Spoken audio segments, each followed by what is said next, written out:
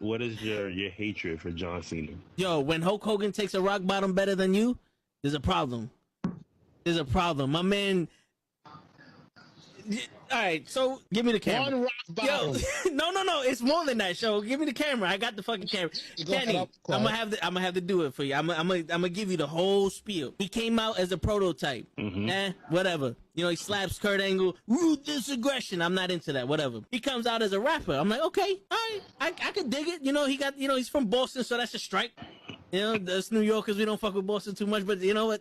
I'll look over that. He's doing his thing. Something original. Some I could, you know, there's something different. It's entertaining. Comes around, and my man has a choice between The Big Show, Kane, or Shawn Michaels. And he gives the most pussiest promo I've ever heard in my life. I will never forgive this. And he's on some, well, you know, I don't want to fight The Big Show because, you know, he's a huge guy. And, you know, you got the Big Red Machine who wants to fight him. And Shawn Michaels is a legend. Fuck that, bro. You already beat all these motherfuckers already.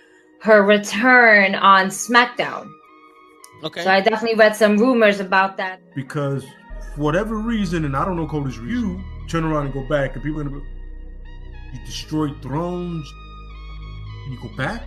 We have been doing this shit for ages, and he still doesn't know how to take it right. Trust me. That's it.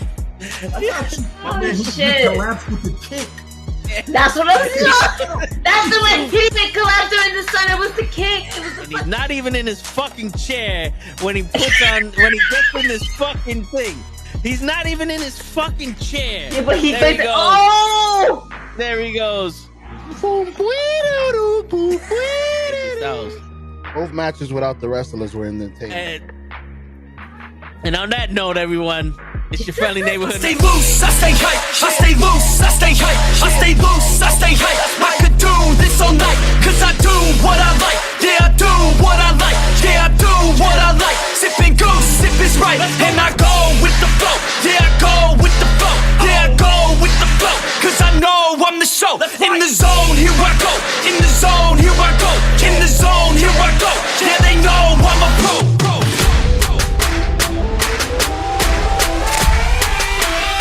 Let's go, let's go!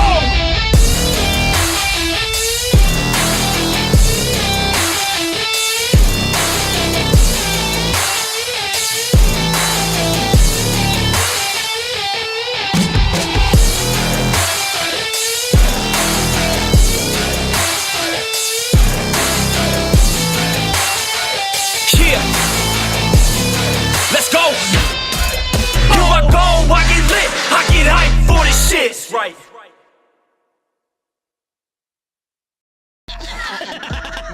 Word. He be like, I got a left elbow and a right elbow. I can break your face with an any elbow. Make sure that you get elbowed in your elbow with an elbow. Got the arm bar, get the farm ball, get around with the arm with the bomb ball. Daddy's gonna take you to Jersey Shore. Wrestling has more than one greatest podcast. You fucking feel me? Show is fucking Thursday night. You know what that means? Is Wrestle with Knuckleheads. We got Shown Up in the building, who's shown up on time, every time, all the time. All the time. Whoa. That's right. Yo, Dude. Every February 23rd, 2023, you showed up on time. There will never be another February 23rd, 2023, and you showed up on time on the most important podcast of the fucking day. You showed up on time with your boy Toe Tag, the Toe in the Show, talking about wrestling and all this other shit that might be happening here in this motherfucker this evening. You fucking feel me? Oh shit! Yeah. My man got the fucking Bret Hart glasses. Hold on, wait. Let me take over the show real quick. You got the Bret Hart glasses on. I gotta put something on to show you I'm serious.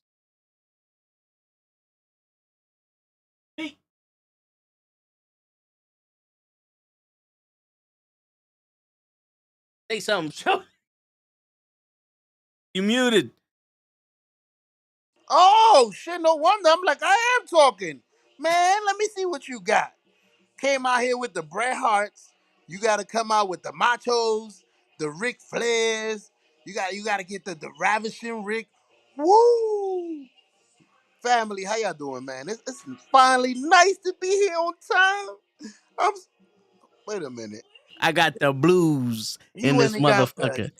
The Orange Cassidy's? That's right. We serious out here. This is my thinking shit. You know what I'm saying? This is what I used to think with. You know what I'm saying? I be on the toilet bowl shitting like that. And then look, when I do my taxes, bow. Wow. You Bow. see? I go from serious to taxes, baby. That's it. If you want to play baseball, fuck with me, Fred. Fuck with me. Woo, triple. That's it. I'm looking like fucking Cy Young out in this motherfucker. You know what I'm saying? Don't even Shit. do that. Word. Derek fucking G'd up in this bitch. Jose I got Feliciano. word. We got UV protection on this. Y'all gonna need some fucking UV protection in this motherfucker tonight. You know what I'm saying? We got the baby oil on deck. We got the chancletas on deck. We got the fucking Vicks on deck. On that. Holla at me, Fred. Holla at me. You know what I'm saying? Shit. Pimp, what's going on, Pimp? My man look like he could play the guitar with those fucking glasses. Word. Sing us a song for the piano man. Sing us a song tonight. I sing guitar, he said piano man. Got Hey, him. yo, I because brought you know out what the it piano. you know what it was? I felt like Elton John with them shit. And I couldn't think of the words to Rocket Man instead of just going, I'm a rocket man. You know what I'm saying? But fuck it, yo. We got Pimp in the building. We got Leon in the building. We got Kofi in the building. We got Who's Ray in the building. Huh? Who's in the building? We got Pimp, Pimp. Leon, Kofi, Ray. Ooh. Ooh. You know, he respecting the craft. Yeah. You know what I'm saying? Yo, Ray, I heard what you and Santi said about me the other day. They talk about I was trying to go behind the curtain and get away from K-Fab and all that shit in the interview. That wasn't me, man. That was my evil twin brother. All right? Sometimes he just pop up. Shit, Yep. we all about K-Fab in this motherfucker. Yo, show, tell him about that time. That time that you went behind the curtain and tried to broke K-Fab? I seen it. I mean, I got evidence. I agree with them. You did it. Don't do that shit. That's true. But fuck it, yo. We out here, man. It's Thursday night, man. He said, but fuck it. Fuck it. You know, sometimes you gotta do what you gotta do. You know what I'm saying? Listen, it's all about them sunny days. Well, where the fuck show went? See? Show done left. Because of you, Ray. You exposed us and show boogied on us. King Show Enough in the building. You muted. My apologies. My phone restarted. But I'm back. Shit. Yeah, man. Yo, why is it so hot in my damn room, show? What'd you do to my shit? I turned on the heat. I turned this on. Oh, my man got the fire on there. My bad. My man got the chickity chick chick chickity chick chick chicka boom boom. Shit. You want me to turn off the fireplace? I know it's hot. I mean, you could turn down the TV just a little bit, but I mean that's up to your daughter. You know, we know she make the rules up in the house and shit. Hell King yeah, Show you Enough want in to the kill her? Her baby shark is going shit. down. I did. Well, yo, it's not a baby, it's a toddler by now.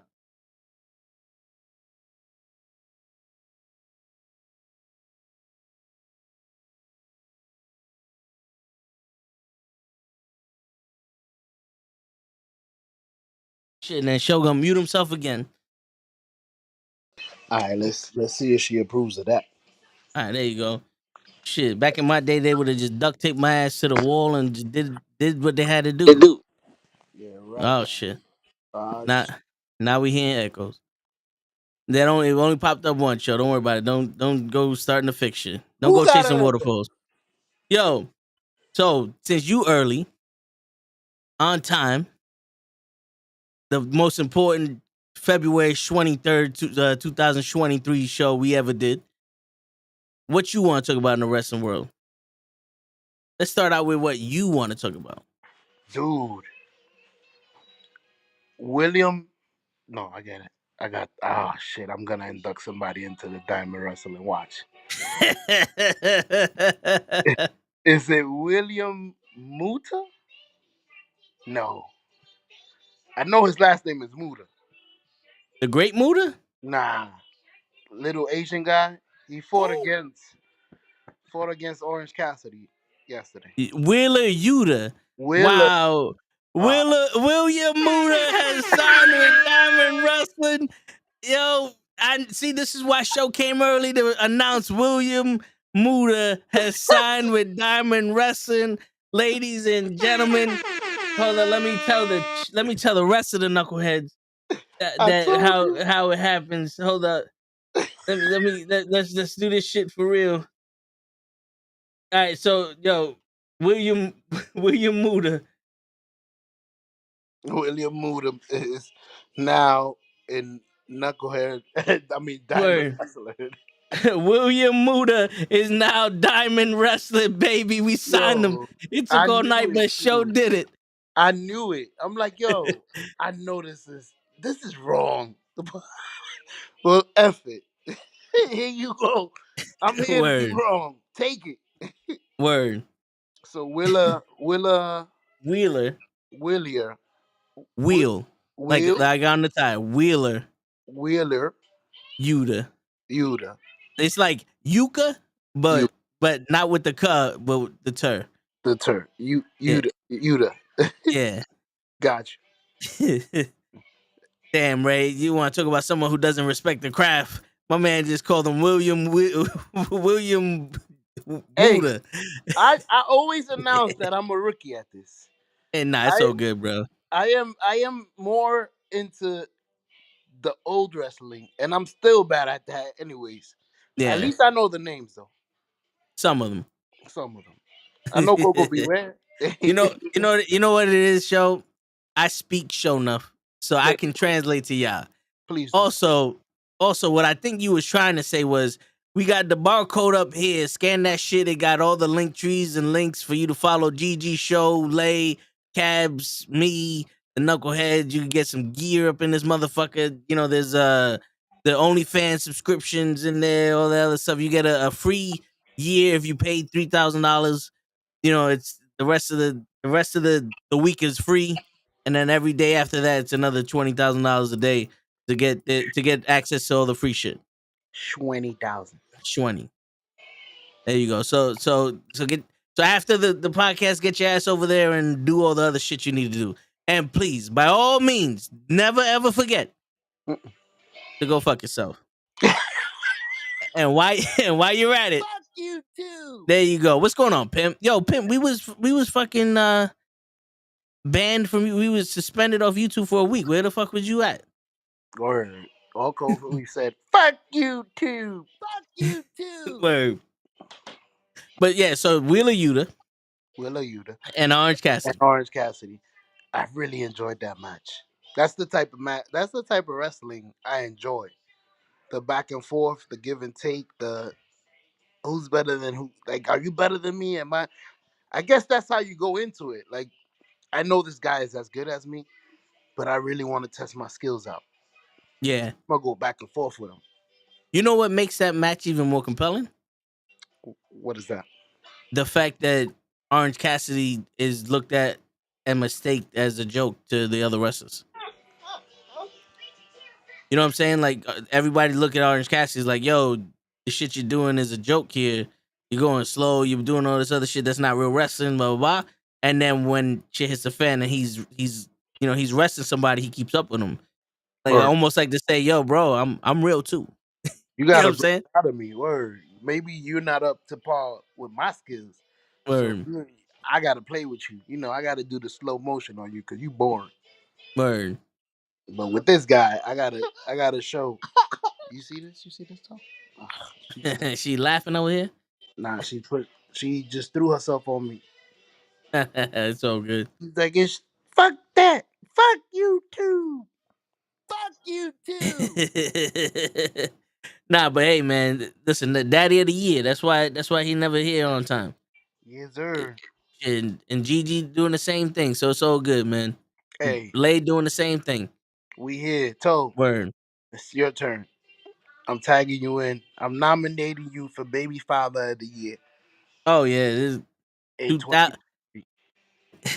2046. About 18, 9, 20. Word. Damn. When they come out 18 years old, so all I gotta do is say, "Get the fuck out my house." My man said, I'm going to go adopt one. A 22-year-old. Word. I adopted a bear. Yo, I don't gotta do nothing. You know how to use the bathroom. Mm-hmm. Yo, son, I need you to go work. We need 2 paychecks. Word. I'm just gonna yell at you from time to time. Word. I What made up I dinner. do? Who gives a shit? And pick up dinner on your way home. Damn, I love my son. Word. Drive me to work. Shit, yo, pimp. We analyzed the Giants Eagles game, and they banned us for a week. They saw the Giants game and they said, hell nah. You Yeah, fired. yeah. We did free use on the video, and we would have to take YouTube to court, so that way they could not suspend us for a week. But all that sounds like you ain't got no money, and you ain't making us no money. So Fuck you too. fuck Yeah. you. Fuck what you trying to do. Fuck your hopes, your dreams. Hide your kids, hide your wife. They out here raping motherfuckers. Correct. Word. So that's what happened. But yeah, man. Yeah. So that match was good. Yeah. I really, that's the type, like I said, that's the type of wrestling I like. Yeah, but see the problem with AEW is never the wrestling. Mm-mm. It's the what people the substance. You know what I'm saying? The storylines. Oh, bro. I was watching, I'm sorry to cut you off. No, go ahead. I was watching the Bret Hart story. Okay. I don't know. I finally started to watch it. And, bro, they had a storyline for almost 3 years. Compelling. Like it went from his brother to fighting the British Bulldog with his sister in there crying with the tears. My husband. Like the story was so compelling. Like I was watching it, I was like, 3 years of storyline. It went from over. Like I was like, wow, where did this go? Where is this? They use the excuse that us fans have a short attention span. Where that's not the case. The case is we don't like who we don't like who you're picking. You're handpicking people to push. Like you literally come out every goddamn month going, Austin Theory's the new guy. And we go, no, fuck that. And they go, see, they don't have an attention span. Instead of for just going, yo, people like Sami Zayn, let's do something with Sami Zayn. Keep him in the limelight. Let's do something with him. Let's get that heat going. Because organically we like Sami Zayn in the bloodline, right? People are like, yo, they're pushing more towards Jay. Let's go towards Jay. All right, let's do that. No. Fuck Jay. Fuck Sammy. We got fucking William Muda coming out this motherfucker. We know you don't know who he is, but he gonna be the guy. Now he's the United States champion. Now he's fighting for the world title. Now he's undefeated. Now he beat Goldberg. Now he's fighting women. Now he's on a ladder. And it's like, yo, bro, who is this man? Whose man is this? Yeah, what? That's the problem. They say we got short attention spans, but I don't know about you, Show. I've been watching this shit for 35 years. My attention span has been the same. If you suck, you got to go. And they ain't worrying about no attention span when it came to Dominic and the Judgment Day and shit. Like, in all honesty, I don't know if people actually want to see Dominic versus Ray. I don't, because I don't think that match would be good. You know what I'm saying? Just like Ray is a fucking legend. Dominic ain't nowhere near that. You think Ray could carry that? Yeah. I honestly think that they would have chemistry because Ray can work with anybody. Would his son be able to hold him? Like, yo, I'm gonna Hurricane Karana and do all this and flip over the rope. I need you to hold me. Yeah. I think that match would work because Dominic, he did good with Seth Rollins when he first started. And if you put him in there with somebody that could lead him, he could, he'll be able to keep up a little bit. But I think Ray would be able to control that match. It's just I'm not invested in it. it's too Storyline much. not competitive. It's too much cookie cut. Like for me, it's too much high school shit. It's like it's not deep enough. You know what I'm saying? Oh, he got a girl, Rhea Ripley, and now she's a bad influence, and he goes to the house and what? Only every holidays he's gonna torment his family. Where's his sister? You know what I'm saying? Where the father's just gonna run away? The father's running away. They got to do something drastic to have the father go. You know what? Then I'm gonna fuck you up, Dominic. You know what I'm saying? For them to just have a match now is like, yo, the stakes are very low. This is Ant-Man and the Wasp all over again. You know what I'm saying? But like I'm saying, the whole thing of the attention span is like, how many times have we come on this show and spoke about the same things or the same storylines that they've been given for months now, or talk about how we want to see this in the future and written our own stories and all that, and it's all based on the characters they have now.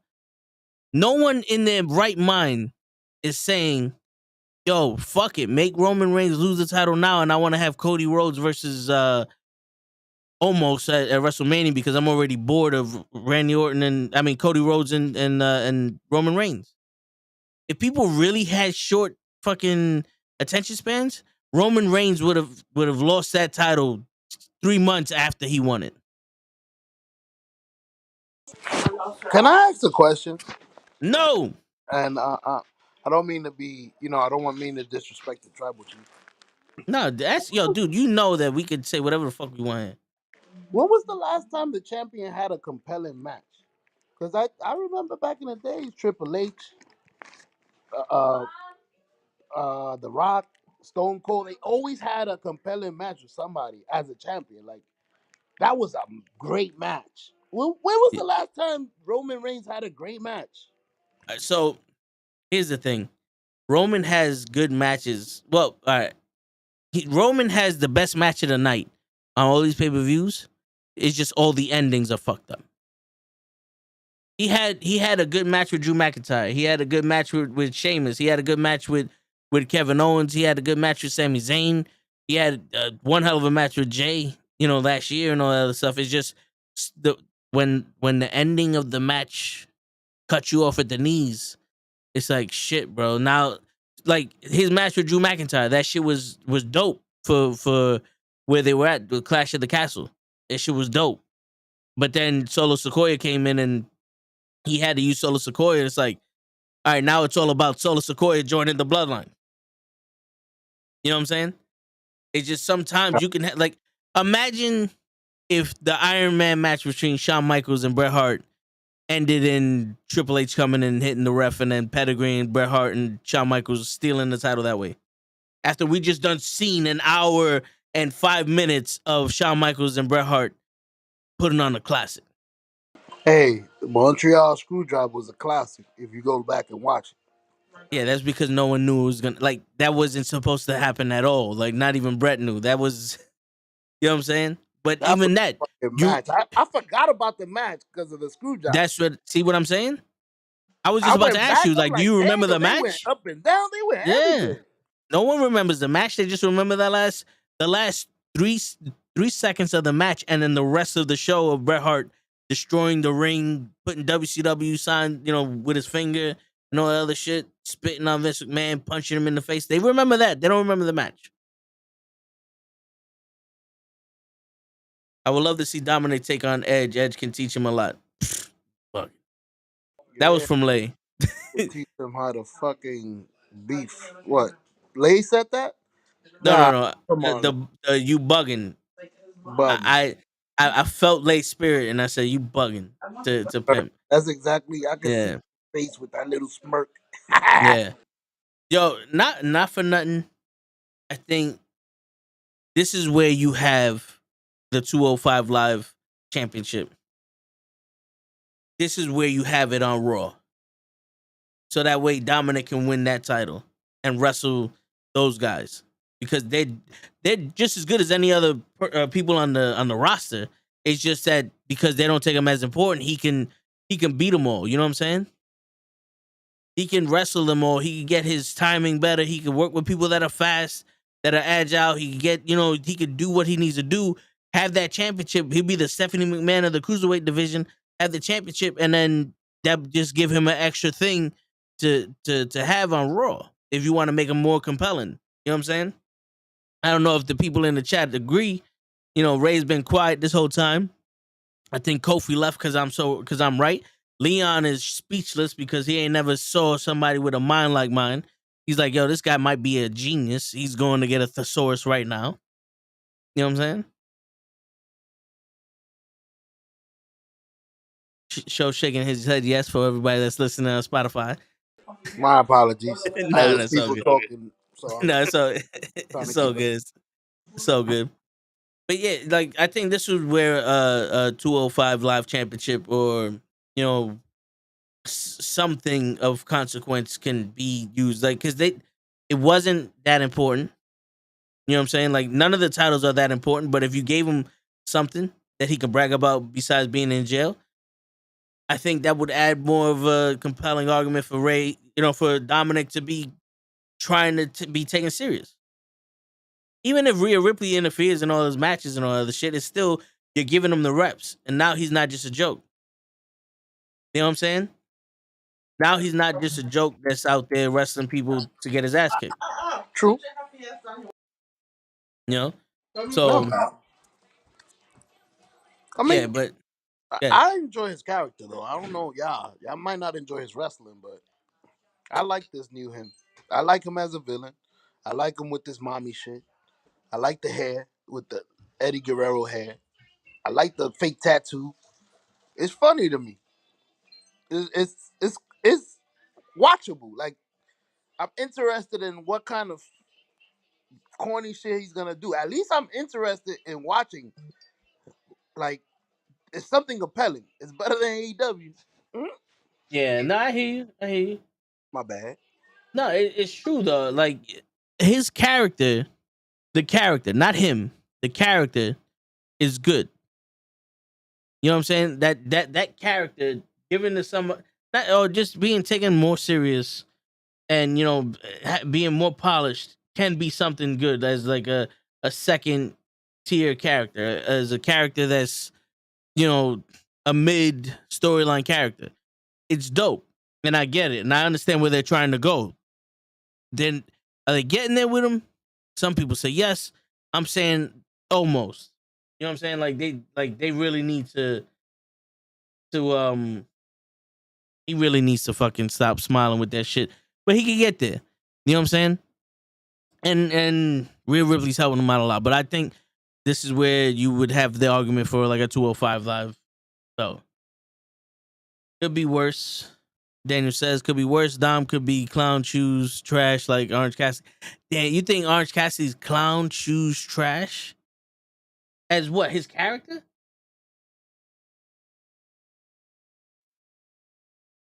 I don't think Orange Cassidy's character is trash. I just joined the stream. What are you guys talking about? Well, I started talking about Dominic Mysterio needing, like, if the 205 live title was still on Raw and he was the champion, I think that would help his character out. You know what I'm saying?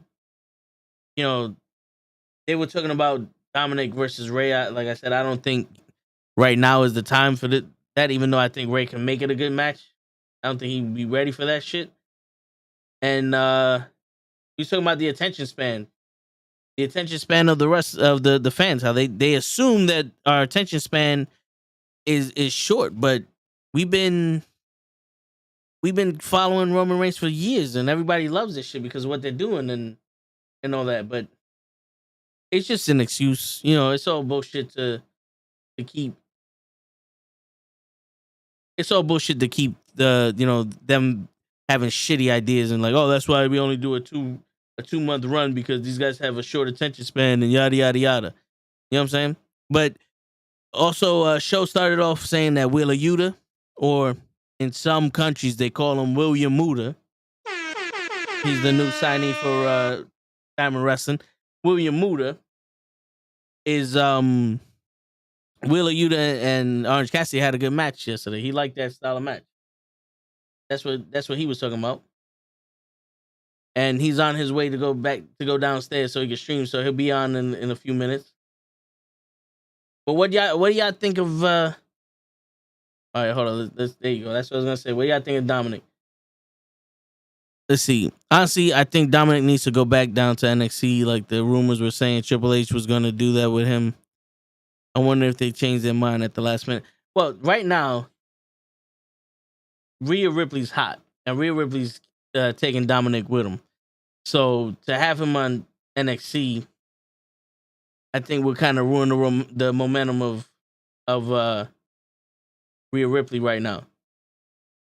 And I don't know if you need him on NXT. You know, like there's nothing on NXT that he can learn that he can't learn from the main roster. You know, like if he can hold his own, at least in the ring with some of these people, keep him on the main roster and have him wrestle people. Like have him wrestle matches with Cedric Alexander, have him wrestle matches with Mustafa Ali, have him wrestle matches with Chad Gable. You know, Dolph Ziggler. There's so many people that you can put in there that are inconsequential if they lose. You know, it's not one of those like if they lose, it's a catastrophe. You can have him in there with matches with people to get the reps in. And if Rhea Ripley has to help him win the matches, then so be it. Fuck it. That's just a part of the story. But I don't think he needs to go to NXT. To be honest with you, NXT is looking like the complete start. Like if wrestling was a video game, he's already 2 levels past NXT. You know what I'm saying? That's like putting Hogan. That's like trying to put AJ Styles right now in NXT. It'd be completely pointless. You know what I'm saying? I don't think it would fit. I don't think he would. I think it would just be a few steps back. You know, honestly. But what does everybody else think about Dominic going to NXT? I don't watch NXT, so it wouldn't bother me too much. But I think teach him where he's at, man. You got a good thing going with the Judgment Day. Leave Rhea Ripley alone. Let her do her thing, and teach him where he's at. Progress his character to the point where he don't need Judgment Day. Because in all honesty, when Judgment Day's over, Rhea Ripley's gonna be on SmackDown. Finn Balor's gonna be untouchable. He don't need the Judgment Day. Damian Priest is probably just gonna go back to being, you know, what he was before. And now where's Dominic gonna be at? Where's Dominic gonna be at? Is he gonna be the babyface? Is he gonna help his father? Is he gonna protect his father? Is he gonna still be that bad boy and have his own group? Is this where he comes up and get, you know, this is where they bring up some NXT guys that, you know, so they can follow him and he has his own group and shit? Who's to say? You know what I'm saying? What about that? Huh, Anthony? What do you think about that? What do you think about them bringing people up from NXT for him to run a crew on Raw without the Judgment Day? Because you know the Judgment Day is going to split up soon. You know what I'm saying? So it's what happens after. That's the question.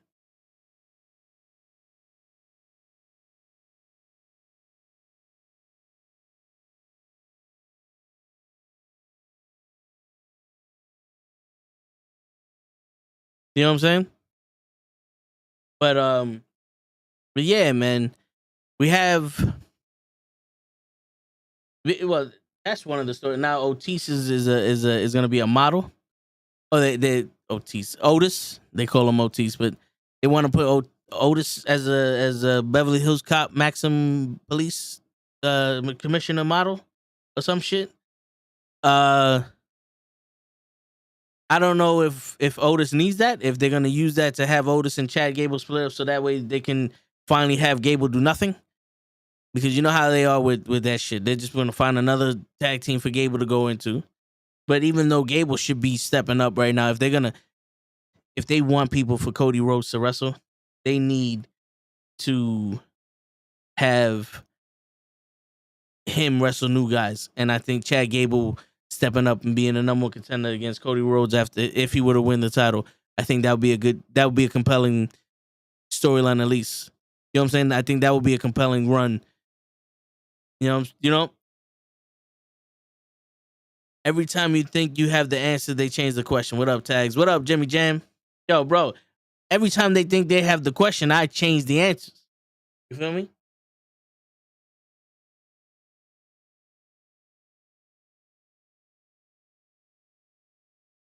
But you know, if I can sit here and think of shit right off the top of my head, because I don't, honestly, I don't sit here thinking all day of what they should do. Everything comes straight from the top of my head based off of what I'm seeing. But that's where you get the question, like, what are they planning for this shit? Are they singularly doing Roman Reigns in the bloodline and then just winging it for everything else? And now they're trying to do some shit with Cody Rhodes? Like, is that what the thing is? How did y'all feel about that promo with Paul Heyman and Cody Rhodes on Raw? That whole, he talked about his wife. He's talking about his father, then he talked about his wife. He's going to talk about his kid eventually. Why are they trying to make this shit so fucking personal? What, are they going to want us to have Cody Rhodes versus Paul Heyman? Or is Paul Heyman going to do the screw job on Roman Reigns? And that Cody Rhodes is going to be a Paul Heyman guy? Yeah, I ain't think of that, did you? Y'all ain't think of that, did you? I bet you no one in their right mind had those words come out their mouth. Cody Rhodes, a Paul Heyman guy. And Paul Heyman screws Roman Reigns.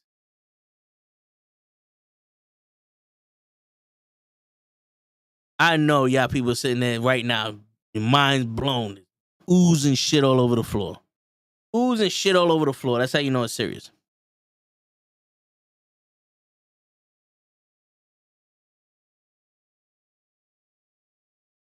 See, it feels that way. Seems like they're losing focus.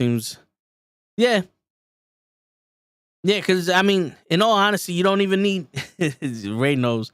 In all honesty, they don't even need Paul Heyman to be showing up on Raw to do this shit with Cody. I would have done this. So Cody Rhodes would have cut all those promos, and Roman would have been trying to deal with Sammy and Jay and all that stuff with the bloodline, and then maybe like 2 weeks out of the Light and Lips Crack. Yo, thanks, Krills. Yo, dude, I took the blur off, and I feel like this is a lot better for the background and shit. It looks a lot cleaner, right? But yeah, so they have Cody Rhodes just promo after promo selling the match, and then Paul Heyman and Roman Reigns trying to fix the bloodline and all that other shit. And like 2 weeks before WrestleMania, 3 weeks before WrestleMania, Cody Rhodes goes face to face with Roman, and Roman just looks at him and goes, "Who are you?" You know what I'm saying? Like, you spent this whole time talking shit, and who are you? What am I doing here? Who is this guy? Why is he here? And Paul Heyman goes, "Oh, you're supposed to wrestle him at WrestleMania. He won the Royal Rumble." What? He won the... All right, then let's kick his ass at WrestleMania. All right, and then just walk out. And then be on, like, everybody and like, holy shit, my man ain't even... He disrespected Cody Rhodes, and now Cody Rhodes is... You made it personal, and blah, blah, blah, blah, blah. You disrespected me and this. You know what I'm saying? I think that would be fucking dope, because in all actuality, Roman got bigger shit to deal with than fucking Cody Rhodes talking about his fucking dad's legacy and Paul Heyman trying to fuck his wife and all that shit. He got to worry about his cousins. He got to worry about Sammy. He got to worry about Kevin Owens. He got to worry about keeping the bloodline together, especially so far out of WrestleMania. You know what I'm saying? He's like, yo, I fought Brock Lesnar 18 times in 1 month. You think I care about Cody Rhodes? You know what I'm saying? Like, that'd be fucking dope. It'd be something different. It'd be something refreshing. Cody Rhodes is is fucking having the story life, you know, the fucking storyline of his life in his head on his own. And then Roman bursts his bubble and goes, "I'm sorry. Who you supposed to be? I'm here to confront the guy I'm wrestling at WrestleMania. Who you?" You know? I think that'd be dope. Because we all know who Cody Rhodes is. We all know the legacy Cody Rhodes has, the family ties that he has and all other shit. Cody Rhodes is not a person that you ask, "Who are you again?" Especially nowadays. But with Roman doing that, it would make Roman look like so much more like a dick and so much more powerful. It'd be like M. Bison when Chung Lee told him that story about the farmers and all other shit. He goes, "Oh, see, for you, it was this glorious day. For me, it was Tuesday." You know, I think that would be the fucking hilarious. And you don't have to worry about bringing his wife in, his father in, his brother in, his mailman in, the guy who pumps his gas. You don't need to worry about putting the fucking brand names of the tires in this shit. You don't have to make it so goddamn personal that I don't even want to watch this shit no more. You know what I'm saying? Oh, hold on, wait. Daniel, to answer your question, I don't like anything about Cassidy. His gimmick, what he does in the ring, none of it. He's a goddamn parody and a cliche. Damn. I feel you, Daniel. I feel you. To be honest, what I didn't like was the side-by-side promo of Cody and Sammy. If you go back to it, they're almost the exact same size, it seemed, which comes off optically bad as that was this. Wait, hold up. Which, oh, okay. So having Cody Rhodes stand next to Sami Zayn, showing that he's the exact same size as Sammy, and then saying that Sammy's too small for Roman is like Cody's too small for Roman. I feel you. They made a little mistake with their promos, with their producing of the shit. I get it, which is true. But Sammy's shown that he could hold his own with Roman Reigns. And if there's anything that we've learned from the moment Cody Rhodes stepped foot back into WWE, is this motherfucker's RoboCop. He's Kobo-Cop. Cody RoboCop. He's Kobo-Cop, and he's here to stay, and he's impenetrable to bullet speeds and Superman punches. This motherfucker can't get hurt. He's the John Moxley and Dan Bryanson of the WWE.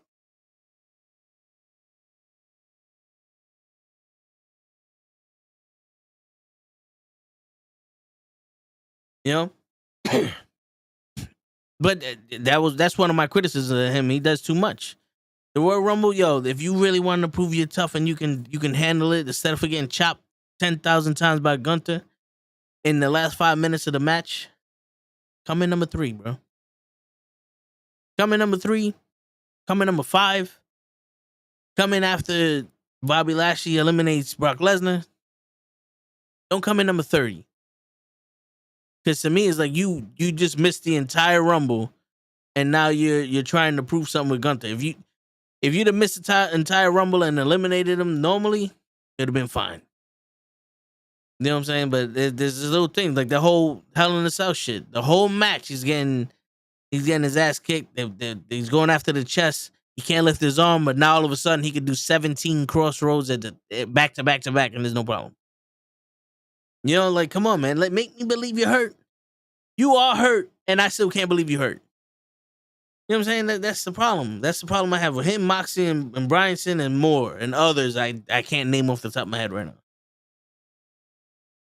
You know? That's the problem I have. But I think Roman can work with Cody. Because Roman's a different match. You know? I'm just waiting for a truly long feud once more of Seth Rollins versus Roman. He's the one that needs to take the belt off him. He's arguably the best worker. He's progressed ridiculously. Yeah, but Seth Rollins is now a joke. I don't think Seth Rollins is the best worker. I think they're using him to do the most shit. You know, I think they could have done the same thing with Finn Balor. They could have did a lot of shit. It's just he's their go-to guy, their last second guy to do shit. None of the shit that he's done made sense. You know, like logistic wise, like none of it made sense. Like him wrestling Roman Reigns at the Rumble last year made no sense because he just came off of a 4-month losing streak, but he's the number one contender. Him fighting Austin Theory 17 times in a row makes no sense. Him fighting Logan Paul at WrestleMania makes no sense. You know, if he would to fight, you know, Theory and let Theory go over at WrestleMania to pass the torch to Theory to show that Theory's one of those guys at WrestleMania, I think that would have been a bigger deal than him wrestling Logan Paul. He's wrestling Logan Paul, they're wasting him. So I don't know about that. He's the Miz now. Moxie's biggest issues are no selling, too many power moves, and blading all the freaking time. Yeah, that's true. If not The Rock, I can see the build up for next year as hot as been Roman versus Seth. I don't know, man. I think that everybody would say yes to that because they have this hard on for the Shield. But we've seen that already. We've seen that already. Seth Rollins has been the main guy that gets whatever everything got handed to him, and I don't want to see more people get handed to him. Honestly, I think the best shit we could do right now, if you want to do a fucking real feud, let fucking Big E come back or let Kofi come back or somebody and have the New Day versus the Bloodline, not the New Day versus the Usos, the New Day versus Roman Reigns and the Bloodline. Let that shit happen. And I said the New Day versus the Bloodline, not the Usos. I don't want to see tag team matches. I want to see Big E go after Roman Reigns or something. Like, let someone new, someone different. Let the Hurt Business go after fucking the Bloodline. Bobby Lashley has been wasting his time with Brock Lesnar. Let him get a fucking title shot with Roman Reigns. Bobby Lashley versus Roman Reigns? You're telling me you wouldn't buy that? I want to see that shit more than Seth Rollins versus anybody. I would love to see Bobby Lashley versus anyone more than Seth Rollins versus anyone. Imperium versus the Bloodline. Yeah, let someone new come up. This is where you get it, bro. This is where you get that new guy. This is where you find your Goldberg. This is where Hogan loses the title on Monday Nitro and Goldberg comes in and he's the new champion. Let the new hot guy come in and take the title.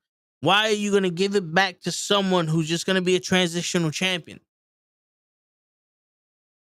We don't need more transition because Seth Rollins wins that title. What happens now? He's going to wrestle fucking Kevin Owens again or Dolph Ziggler? It's just going to be the same list of people that everybody that's been wrestling fucking Roman Reigns.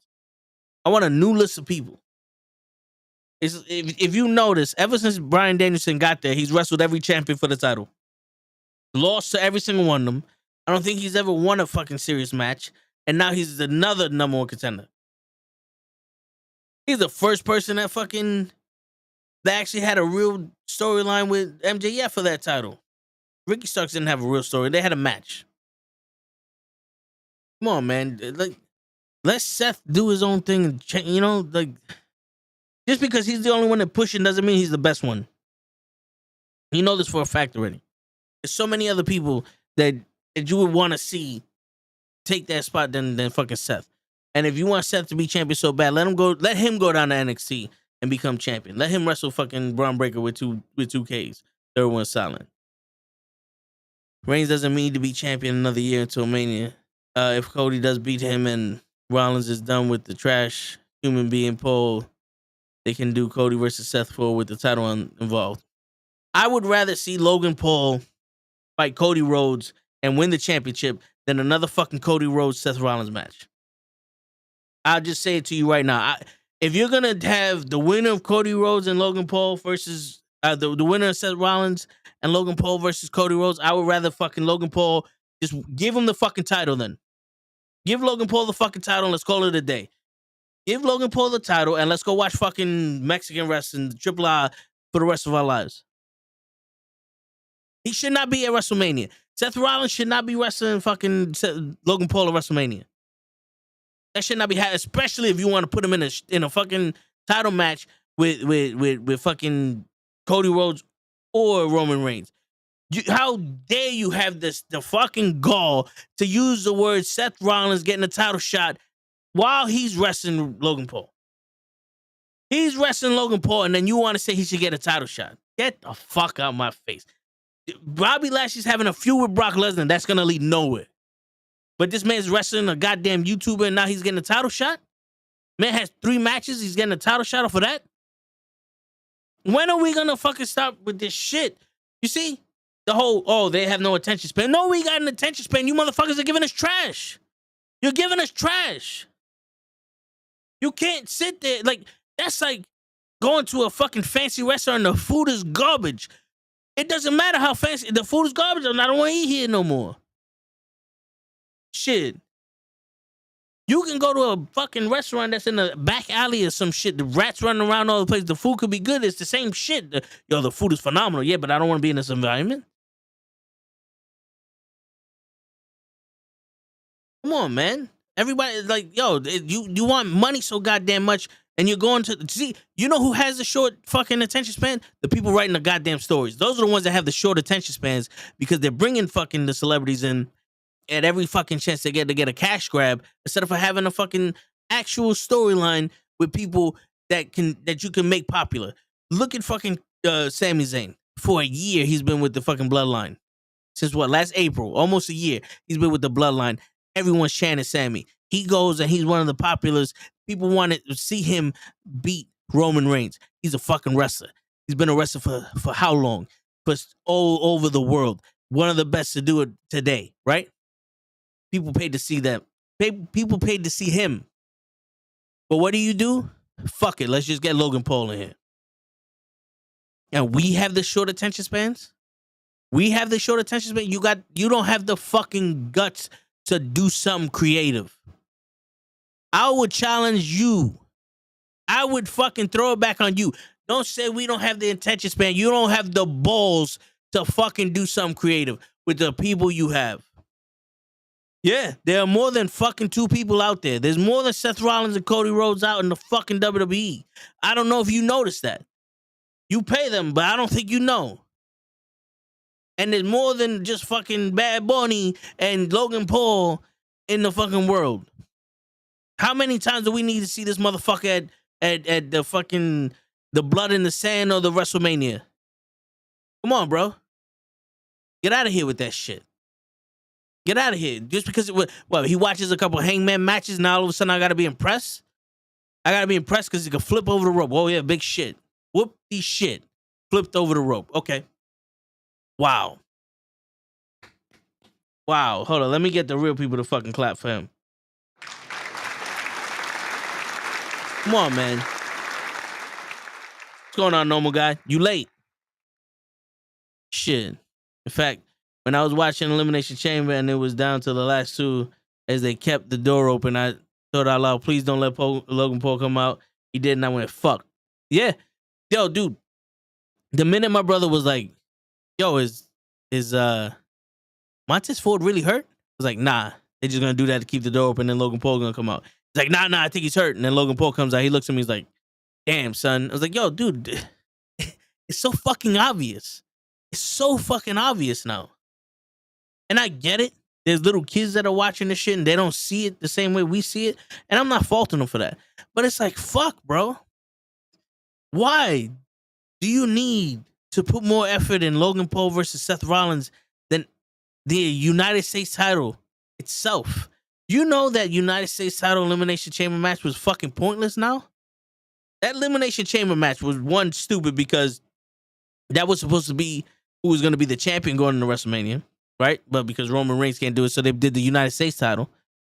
So it was already stupid on that part because they don't never do that shit. But then you made it pointless. You should have had fucking Theory dominating that match, eliminating a couple people here and there, showing that why he stepped his game up and he's on another level than everybody else. And Montez Ford, you know, everybody wanted to see him wrestle Montez Ford at WrestleMania. Let him go out there. But no, you use that entire match to sell Logan Paul versus Seth Rollins. That entire match was used to have Logan Paul versus Seth Rollins. What is the fucking point of showing it to us? For that, you should have just had a promo and let Logan Paul beat the shit out of Seth Rollins for 5 minutes. Don't show us a match. Throw that shit to the... Cancel the fucking Elimination Chamber match for the men and have a fucking promo where Austin Theory is going, no, you're not going to get no title shot. And Seth Rollins, yes, I am. Yes, I am. Fight me now. Yeah. And then Theory's like, I'm the best in the world. I'm the new man in 8-Town Down. And Cody Rhodes, yes, I am. Look at the shirt I got. I bought it from Becky Lynch. Come on over. And then, boom, after 20 minutes of them talking, doing the same shit, let Logan Paul come out and fucking roll up Seth Rollins. Seth Rollins loses the championship. Now, Logan Paul's the United States champion. and they wrestle at WrestleMania. That would have been a better storyline. That would have been a better fucking time of my. At least I would have been able to take a shit and not have to worry about nothing. But you wasted everybody's time with this shit, and you're always wasting everybody's time. Brock Lesnar versus Bobby Lashley, biggest waste of time, biggest waste of my life since I was born. 4 matches with these motherfuckers. Every single match was a waste of my fucking life. I don't want to see that shit no more. I don't want to see Bobby Lashley versus Brock Lesnar at WrestleMania. Come on, bring Bray Wyatt versus Bobby Lashley. The Hurt Business versus the fucking the Terrible Six, whatever the fuck Bray Wyatt wants to call his faction with the fucking Beckys and the Rambling Rabbits and Uncle Murder and all that other shit. As much as I don't want to see it, if Cody becomes champ, there's another option. Orton. Fuck Orton. Orton's always the first person that new champions wrestle, bro. It goes fucking Dolph Ziggler, Randy Orton, and at the time Moxley, but fucking then you have like Kevin Owens. Look at Drew McIntyre. He's wrestled the first person he wrestled, Dolph Ziggler. Then he wrestled Randy Orton for half the year. Then he wrestled fucking Heath Slater. Then he wrestled Bobby Lashley for the other half of the fucking year. Like Randy Orton, another one. He's gonna come back after being hurt for so damn long, get a title shot. Jesus Christ. Jesus Christ. Is there no one on the roster right now that's active that can get a spot on TV? Who needs to get hurt on the active roster for them to come back and get a title shot? Because I always was under the assumption that if you were working on TV and you got the crowd, they'll follow you. You know, they'll push you and they'll give you, shot after shot. Why can't Gable be the first guy for Cody Rhodes if he becomes champion? Gable has been doing his fucking thing with Alpha Academy. He's athletic. He's another Kurt Angle. He's another type of Kurt Angle. Why can't he wrestle Cody Rhodes? Why can't he get out there and have a shot? No, but Orton needs to come back and wrestle Cody Rhodes. It's a storyline from 25 years ago where Cody Rhodes was in the Legacy. We could do that. Lazy. You're lazy. It's not we having a short attention span because we remember that. You're lazy. Give someone else a fucking shot. Give someone else a fucking shot. Why can't he stand for something as champion? You know what I'm saying? Come on, man. The same fucking 5 people are getting title shots back to back to back. You don't have to earn them no more. It's fucking ridiculous. I can't stand to do, but if they do go that route, they'll build the story of them both being. Yeah, I just mentioned that. I didn't see that before, but they check out my last one. So it's feeling like they're jumping Sammy into the tag team too long, not letting him truly grow and show his true potential. Okay, here you go. This is his last. Loving Sammy. Feel like they're killing him by not allowing him to continue to wrestle in singles competition. I understand the pairing with KO, but it's too soon to step down and take. Yeah, I've been saying this last week, Jimmy J. Last week, I said we don't need Sammy and Kevin Owens versus the Usos at WrestleMania. We need Sammy versus Jay. Sammy versus Jay at WrestleMania, I think, can be just as big as Jay versus Roman and Sammy versus Roman. Because the storyline started with Jay. The bloodline started with Jay fighting Roman. Roman kicked his ass. He stood in line. He became the right-hand man of the head of the table. His brother comes. He's defiant, but he turns his brother. His other brother comes solo. He's the bodyguard. Sammy comes out of nowhere. Paul Heyman and Jay skeptical of Sami Zayn. Jay gives it to him. Sammy has to prove himself. Sammy finally proves himself. Jay treats him like a brother, loves him, part of the family, fully accepts him. They force Sammy to turn on Roman because he got to protect his friend. Jay's heartbroken now. He doesn't know what to do. He's like, fuck it. I might even leave my family over this nigga. And then something happens. Sammy versus Jay. I think, to complete the storyline with the Bloodline and Sami Zayn, Jay versus Sami WrestleMania. If you need to have a tag team match with Kevin Owens and Sami Zayn, do that shit at Backlash. Do that shit at the next month. WrestleMania is there to complete stories. It's not there to fucking continue or make new stories. Like, I'm tired of this fucking 2 weeks of buildup out of nowhere for WrestleMania matches. WrestleMania is the culmination of the year. It's the biggest fucking pay-per-view of the year. It's the Super Bowl of the year. You know what the Super Bowl is? The Super Bowl is the end of the season. It's the championship of the best team of the season. It's not the first game of next season. Come on, Sami versus Jay, I think would be a fucking banger. That's the match we need. Pull on our heartstrings. Let's get that shit booked. Come on, Ray. Call up your people and tell them that they need to stop fucking around. And Toe Tag said Sami versus Jay. All right, Gigi's in the building. She's on her way. I think we are still getting the tag team match of Mania, but Jay is working out on Jimmy. I don't know about Jay and Jimmy. I think Jay's is 100% true when he said he's going to stay with Jimmy. Would be great. No, yo, thanks, Pete. See, Pete know. Pete know what the fuck I'm talking about. Shit. But yo, dude, it started with that. The story is right there. It's right there. Nothing in the story is the Usos versus Kevin Owens and Sami Zayn. You know, like, oh, because they be the story would be Solo versus Kevin Owens.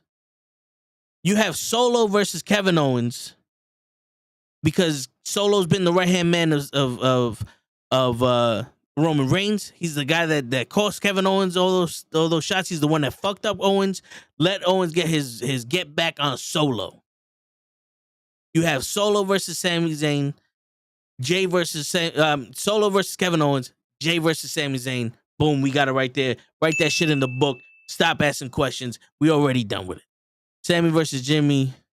Which corner Jay will be in, and Jay attacks Sami and leads to them at SummerSlam. I got a good one for you. Rehashing an idea. Free Birds rule. Sami. Free Birds rule style as Sami help. Wait, what? Hold on. We need a better. We need you to write that a little better. Every time Zayn tags and Jay tags out, eventually drops the. Oh, you don't want these motherfuckers to touch, huh?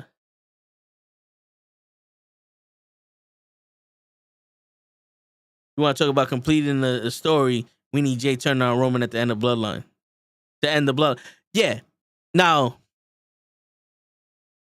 you could have Roman keep doing this shit where he's overreaching, he's overstepping his boundaries by, mushing everybody in the face. He mushes Solo in the face. He mushes Jay in the face. And then when we get to WrestleMania Backlash, Jay won his match against Sami. Roman lost his match against Cody. And Roman is on a power trip trying to keep his spot where he don't really need to do that. And then they turn their back on Roman, and you have Jay versus Roman at Backlash, and let Jay beat Roman. And then you could have Jay, the new head of the table. Roman gets to go chill for like 6-7 months, on his yacht because he wanted that lighter workload, and let Jay wrestle fucking Cody Rhodes. While Jay and Roman are doing that, you have Cody Rhodes and Chad Gable. Cody Rhodes and Chad Gable with their little rivalry.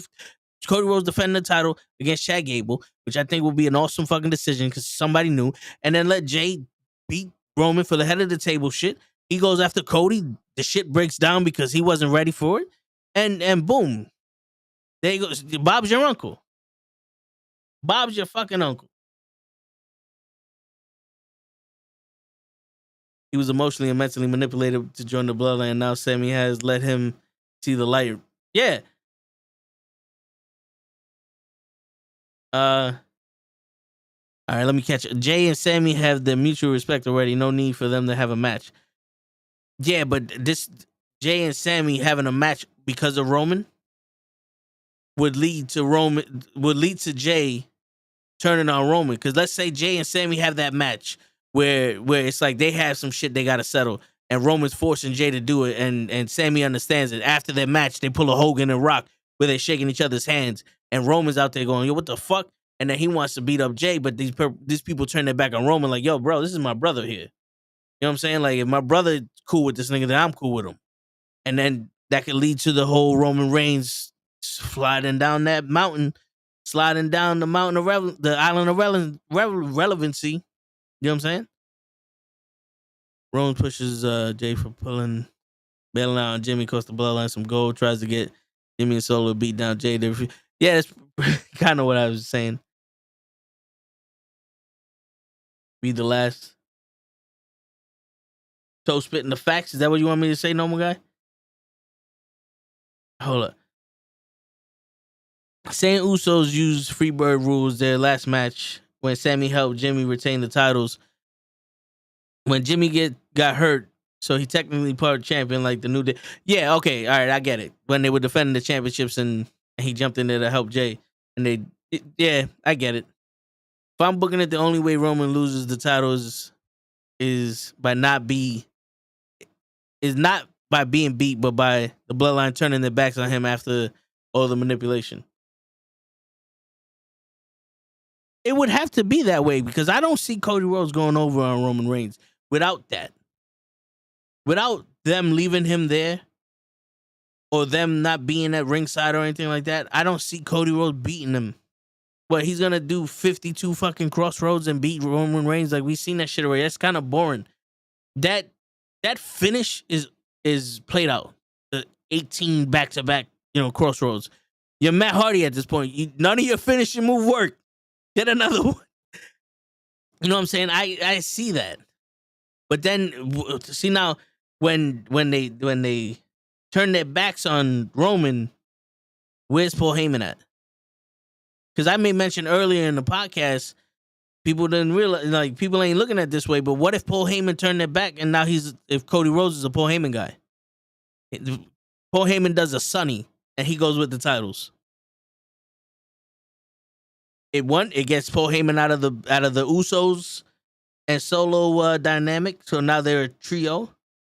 Roman feels betrayed and he can go home. He can pack up his bags and go home for the 6 months, when SummerSlam comes out, and he could come back at SummerSlam to challenge whoever the fuck he wants as a new person.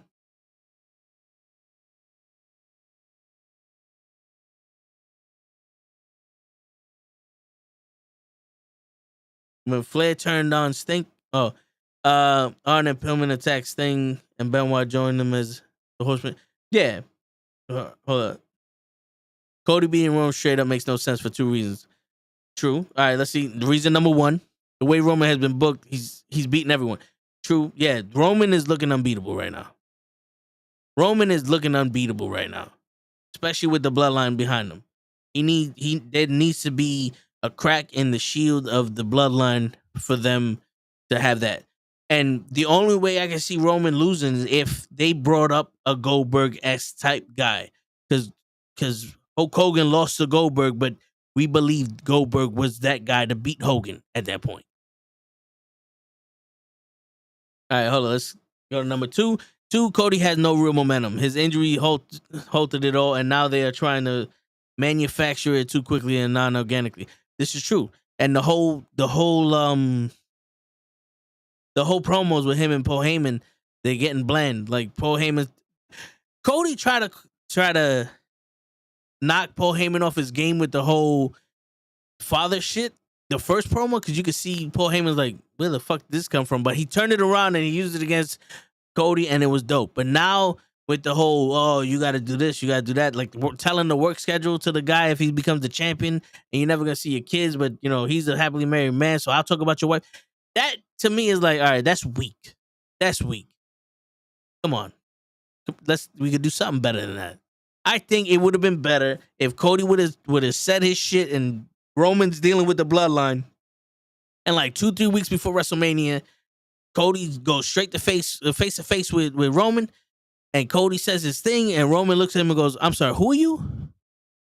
I thought I was supposed to be talking to the guy I'm wrestling at WrestleMania. Who are you?" And Paul was like, "That is the guy you wrestling at WrestleMania." He looks him up and down and goes, "This little guy? I'm wrestling this little guy? Oh, I'm gonna smash him."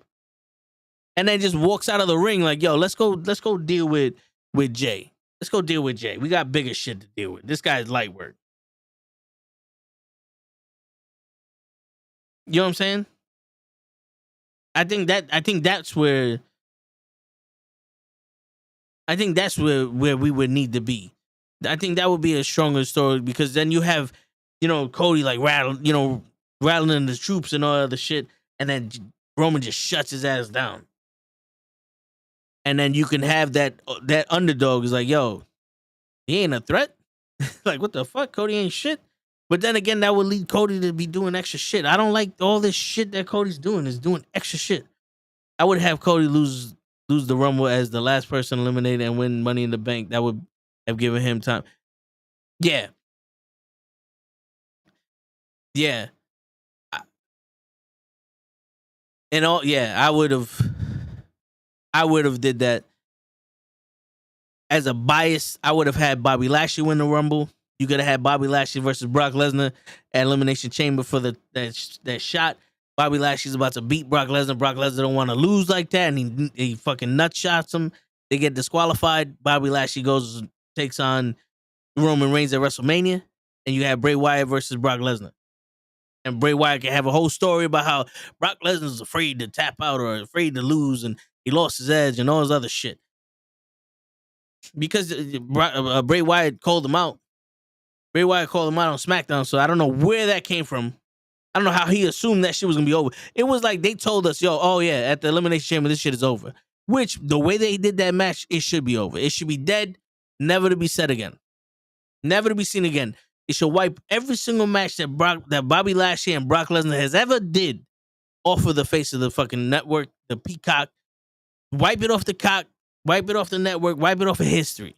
Benoit that shit. Because they wasted a fucking time with those fucking matches.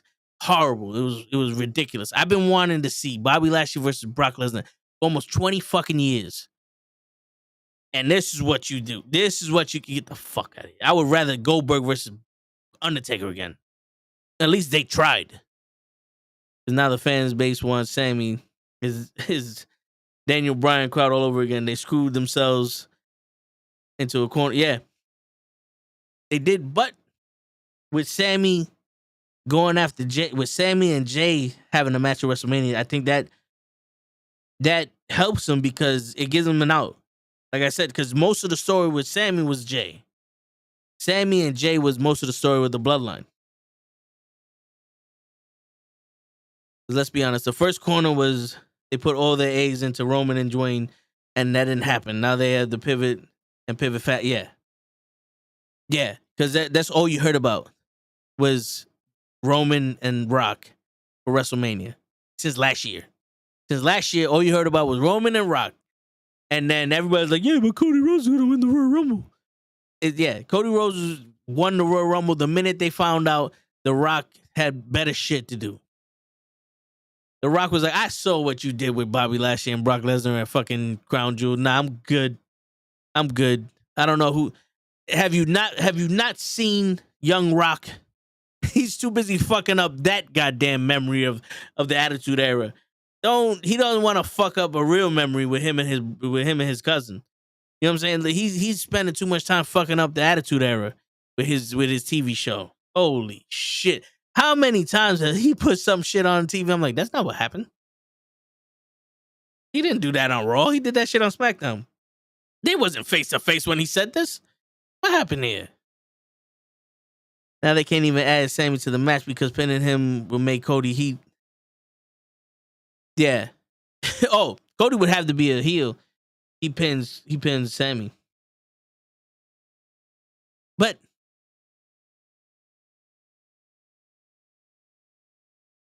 I don't know, man. It feels like the crowd in the WWE is a bunch of pussies. Nowadays, I feel like they're a bunch of pussies. They're not gonna do nothing. The Cody Rhodes is gonna win, and everybody's like, we wanted Cody to be champion anyway. Like, fuck everything.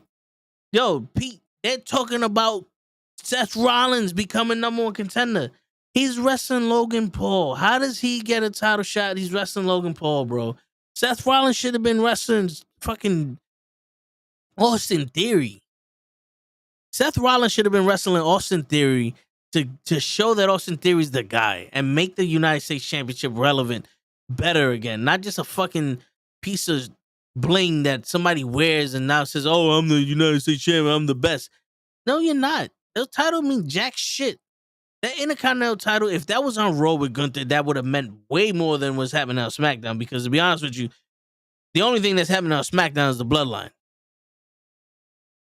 But Gunther's having bangers with Sheamus and shit, but they're not doing that United States title any justice. They fucked up that title when the minute Logan Paul came out and that Elimination Chamber match became Logan Paul versus Seth Rollins and not Austin Theory being the champion.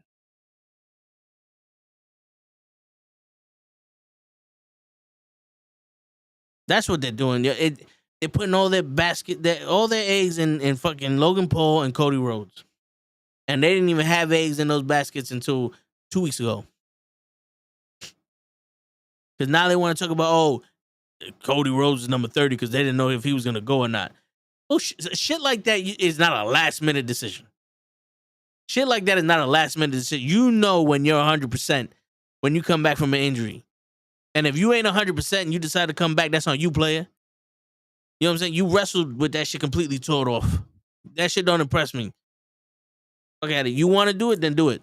But I'm not going to sit here and be like, yeah. Hardcore Holly wrestled with a broken fucking forearm against Kurt Angle.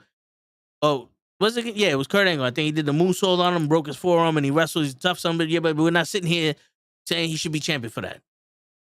He decided to wrestle. Good on him. Good shit. But that don't mean you go to the front of the line and become champion. Tired of this shit. Yeah, people are giving too much credit to some shit that don't need to be criticized. Yeah, that's right. I'm making up words as we go, Pete. I could have been an announcer. I'm making up words as we go. I'm a thesaurus. I make shit up. I'm Webster's thesaurus. Thesaurus. Fuck it. We'll do it live. But yeah, man. I'm tired of this shit. And they need to stop fucking around.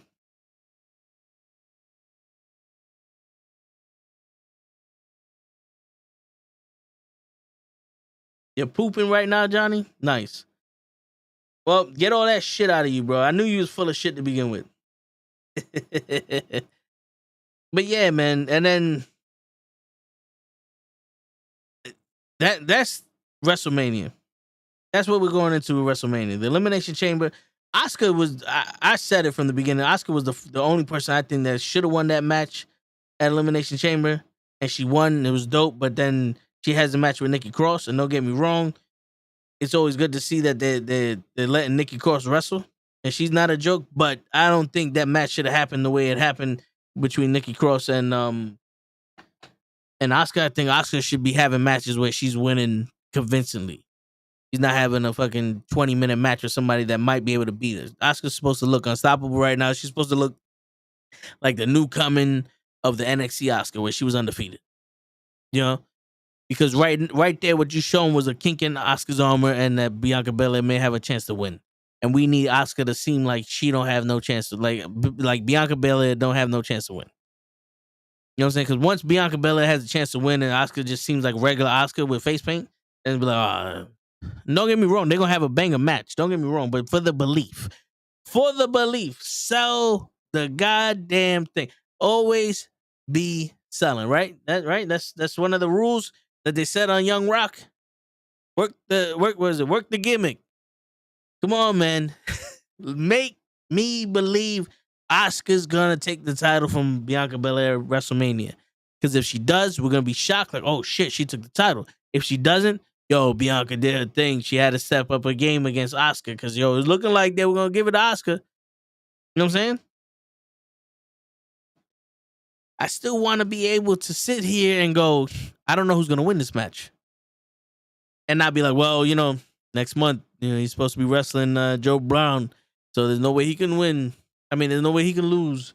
So I just want to see if they put on a good match. Because that's not what wrestling is supposed to be like. Wrestling is not supposed to be us going, well, next month he's wrestling such and such, so he's going to win. I just want to see a good match. No, wrestling is supposed to be he can lose. Right, Gigi? I'm not agreeing with anything I did not hear. We're not doing that. I don't know who the fuck you think Okay. I am, but we're not doing that.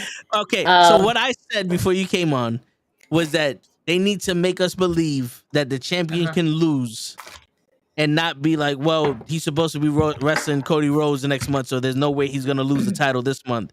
So I hope it's a good wrestling match. I want to go into every match thinking, yo, Roman might be able to lose this match because we don't know any future plans. You know, like Asuka, I want to believe that Asuka can beat Bianca Belair at WrestleMania. I think she can. I think she will. Um, I think um, I think it's overdue that we have a new women's champion, and I know that's an unpopular opinion. But Because it's Bianca true though. Belair is just absolutely fucking great.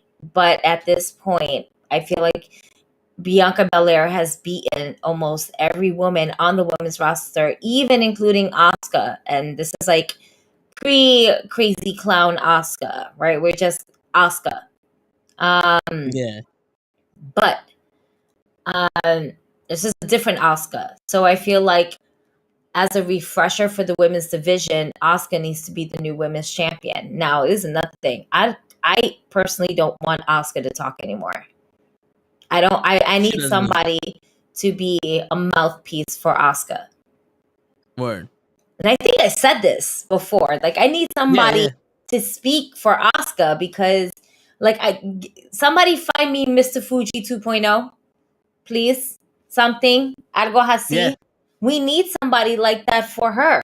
And not to say that I feel like we need somebody that's going to cut a better promo or that would deliver a better promo than Asuka would. Because my problem is with Asuka as a women's champion is not her fighting skills, but her promos. It's always makes me feel like she's just never. She keeps saying no one's ready for Asuka, but promos. Asuka's not ready for promos. Yeah. Big promos. I think Bianca Belair should lose the title. And I think it is believable. And as for Roman and Cody,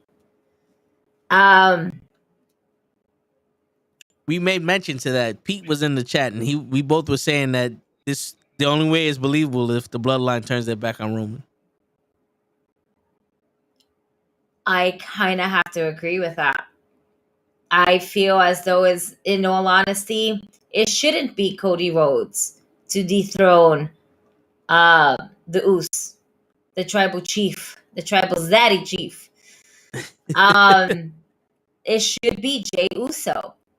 Jey Uso should be the one to dethrone Roman Reigns. And That's true. that's that. That's that. Keep it in the bloodline. But let a different alpha male of the bloodline run wild. Now, here's the thing. We've seen main event Jey Uso. But ever since his brother came back, he's been put in the same vicious routine that he's been put in, which is in the tag team division. Yep. And even Roman made mention to that when Jimmy first came back. You remember when Roman was like, before you was just, which one is this? Now you're Jey Uso. Right. But now we're getting back to that, you know? But in a way, we were back to that. Let me correct this. We were back to that. Until Jey decided to walk away when the beatdown of Sami Zayn happened. There's just so many different ways of how this can play out because we're not done with Sami Zayn. And there's no plans on doing a triple threat, which I really feel like they should, but it's not gonna happen. Damn. Because I feel as though is that WrestleMania is kind of already written for us, right? Yeah. Where it should be a triple threat, but we're not gonna get a triple threat. We're gonna get the reunion of KO and Sami, who are planning to dethrone the Usos. And it's going to happen that way where Jey Uso might start fucking up Kevin Owens, and then Sami Zayn is gonna have to get in between. Yeah.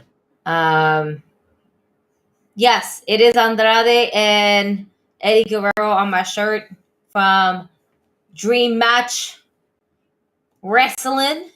Shout out to Dream Match Wrestling. Yes. Word.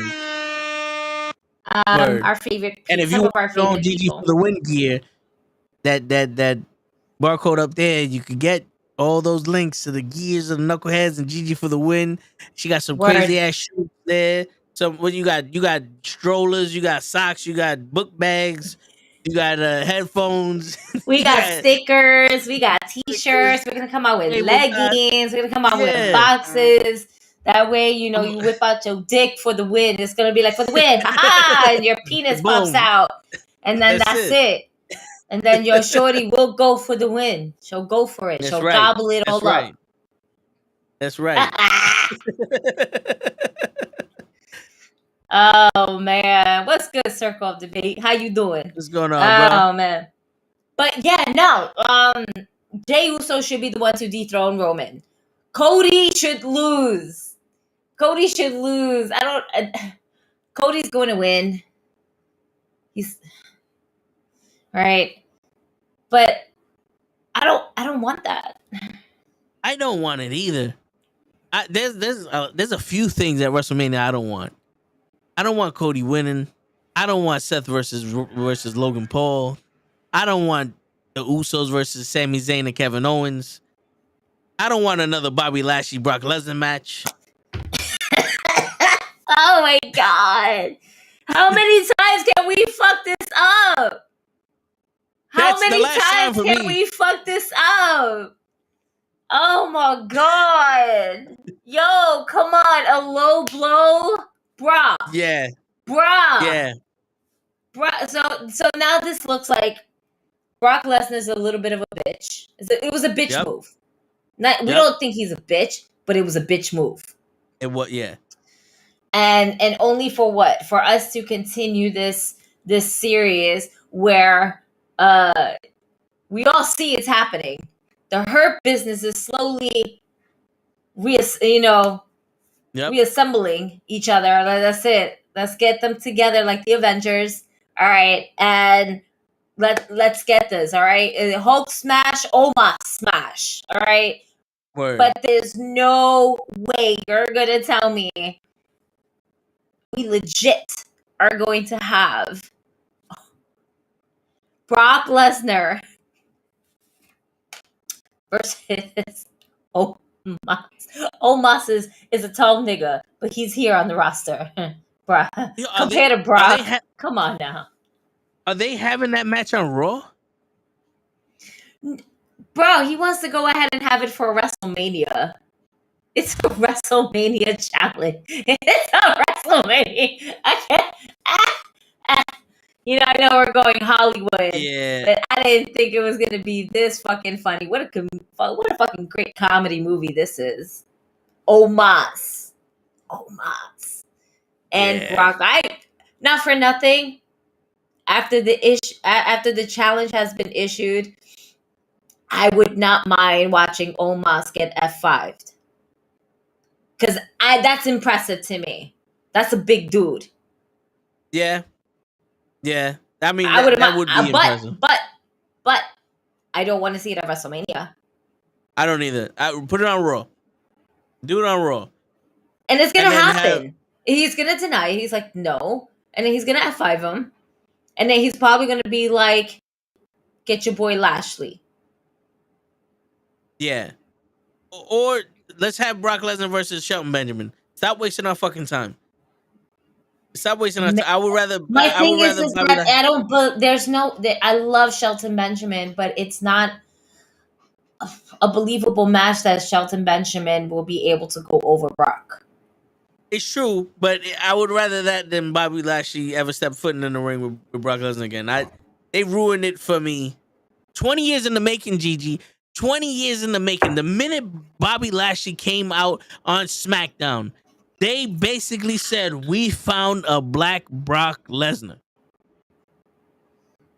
He And was they in the, did. he was Division One wrestler in the army. He went into MMA the same as Brock Lesnar. He's just as big as Brock Lesnar. He's just as athletic as Brock Lesnar. Motherfuckers are almost the same age as Brock Lesnar. They said we found ourselves a black Brock Lesnar. This is Hogan and the Warrior all over again, and they fucked it up. This was Goldberg and Brock Lesnar, WrestleMania 20. They fucked it up 3 times. 3 times. This is almost at this point. The next time they fuck up, LA's gonna riot.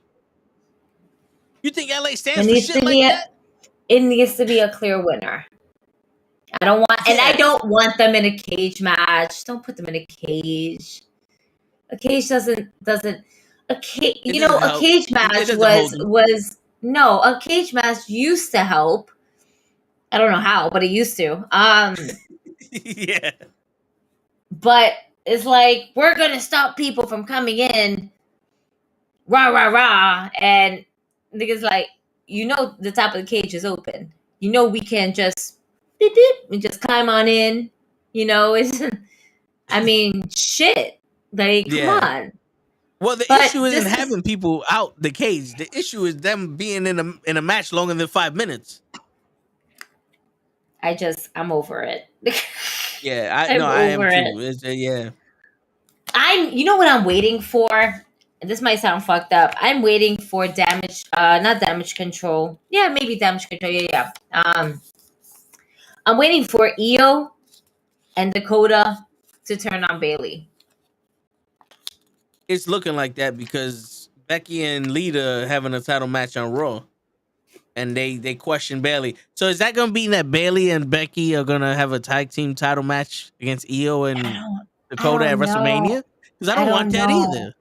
I wouldn't mind seeing that, because I want to, and the reason why is because I wouldn't mind seeing the type of dynamic that Bailey and Becky can bring together in the forefront. Like, I low key kind of want to see if I had to put two women together, the best women's tag team will always be Bailey and Sasha. Yeah. Right. And in all honesty, if they didn't have a fallout, Becky and Charlotte would have been great as a tag team. Yeah. Yeah. And in a world that I can only live in, all right, my little fantasy world, all right, my fantasy booking would be for the women's tag team championships, Bailey and Mercedes Mone versus Rebecca, okay, and Ashley. No, I want Charlotte and Becky versus Bailey and Sasha for the women's tag team championships. And that's just me being selfish and greedy, because I want to see all four horsewomen women back in the ring simultaneously together, whether it's working with each other or working against each other. Why? Because at the end of the match, they still create magic. It's when they always add that extra person that doesn't necessarily belong in that dynamic group. And I don't want to just single out just the four horsewomen. You have other tag teams that can do it, but it got up to the point where something that was supposed to be so meaningful just went down the hill. We did what we didn't want to do. Or we did what we went back to, what they felt more comfortable with, because this is what they do. What is the most comfortable way? Let's just add Bliss and Nikki Cross. They don't have nothing in common. It's all right. Oh, Nikki Cross and Candice LeRae. Yeah. Yeah, no reason. What? And you know what the crazy shit is? That tag team title cost them Sasha Banks twice. Mm-hmm. The first time they lost at a WrestleMania, Sasha Banks walked away, and they were able to get her back. The second time she was champion with Naomi, they did some stupid shit. She dropped the titles and walked away, and now she's in New Japan. They lost Sasha Banks twice. All because they did not know the right direction. They didn't respect Like those titles. they respect it, and I think that's where Mercedes right now mentally is at. If she wants to be part of an organization that's going to respect and honor women's wrestling for what it is. And it doesn't necessarily mean that when you book her, she has to go over. It just necessarily means that they're all initially getting a little bit of the spotlight. It's not always one person. Yeah, what you and do that's with that how makes we sense. grow. And that's how, as a division, the women's division, or just a tag team division in overall. Now I'm aware that Trish Stratus was also supposed to be part of this. You know, this I what didn't kills know me. that until Daniel said it in the chat. But There what? was mad reports coming out of it, where Triple H stopped her for coming or some shit like that. But there was a miscommunication because while they were, I believe they were supposed to get in contact with Trish, and I don't think that ever happened. Oh shit! So we don't know what that's gonna look like, because Damage Control is of 3 people, so they might just bring her back up. I read some shit like that. I don't want. Fuck. So how can I say this? Such an unpopular opinion, and so many people are just gonna be, "What the fuck are you talking about?" I don't give a shit. Word. Fuck those people. Hate me, disagree with me. I don't care. I want Becky Lynch and Lita to be my women's tag team champions only because I selfishly want Lita to have another title reign underneath her belt. And to be honest, I wish it wasn't with Becky. I wish it was with Trish. I was gonna ask you that. I would prefer it to be with Trish because the 2 Hall of Famers who basically helped bring the bra and panties division and elevated it as much as they could in bra their and panties fucking era. era. Yeah. I mean, think about it. We met Trish when she was the manager for TNA. Yep. If any adult would know, TNA means tits and ass. If you don't know that, Yep. you might think it's for TNA wrestling. They probably got like, total nonstop action. No. Somebody back there like, nah, we hiring a lot of tits and ass up in here. Word. And some of the men had tits bigger than some of the women. Yeah. Albert. The A in that group. A train. That's an Albert. Yeah. No, and the funny, I still remember that first video that she had. She's wearing the zebra jacket with the pink shit, and they were emphasizing her tits and her ass. The first thing you see them go up her legs, show her ass, and then boom, her tits is over the table. TNA. It was an innuendo for tits and ass. You're right. And in that time, they were over sexualized. They weren't respected as competitors. Nope. And Trish, Victoria, Lita, and Molly Holly, because Jacqueline and Jazz were actual wrestlers. They were seen as those women had to show that they had what they had what it took. Because Victoria, even Jackie, they viewed as a hoe. Yeah. Victoria was one of Godfather's hoes. Yes, she was. Yes, she was. And look at her growth from then to now. Even up to this day, she can still go. Yep. You know?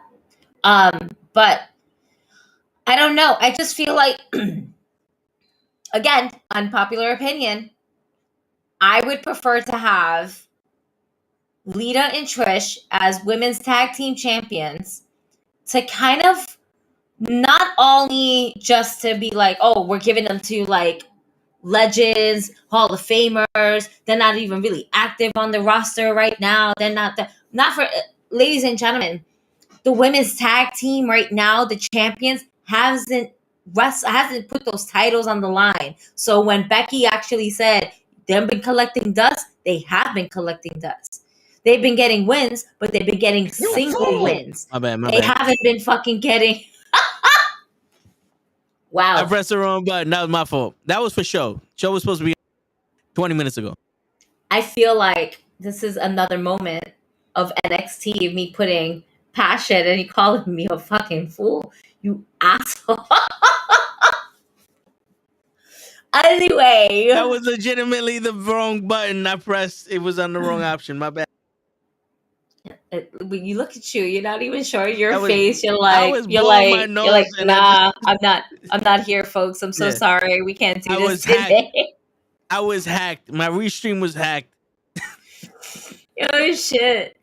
So yeah, nah. It might be an unpopular opinion, but I would love to see Trish and Lita hold the tag team titles. I will never see them win a women's championship belt. As dope as that would be, right? It's not gonna happen. Yeah. And not for nothing, I think them being the real pioneers of the women's movement and the women's wrestling movement, I think they deserve it. I concur. I think they deserve it because they were friends, and if they were the Bailey and Sasha of that era, and if they were a tag team division, they would be the champion. Agreed. And they know each other's moves so well, and you got the besties. Yeah. They are the besties. They are besties.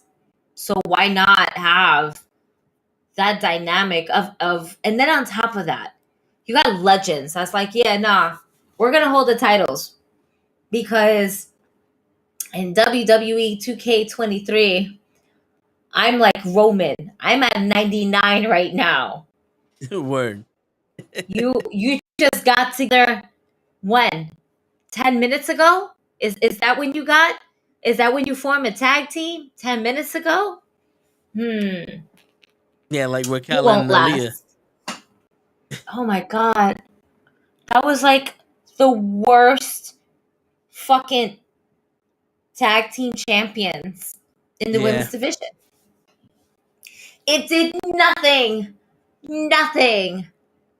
for anybody. Yeah. Jack They shit. thought they were they were using this to get Aaliyah over because Raquel was gonna get over regardless. Yeah. Raquel, It's for true. her size, is going to get over regardless. Yep. She's a big fucking girl. She is literally Luisa from fucking Encanto in a human form. Boom. That's it.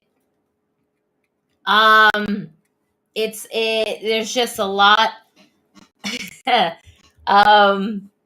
It's just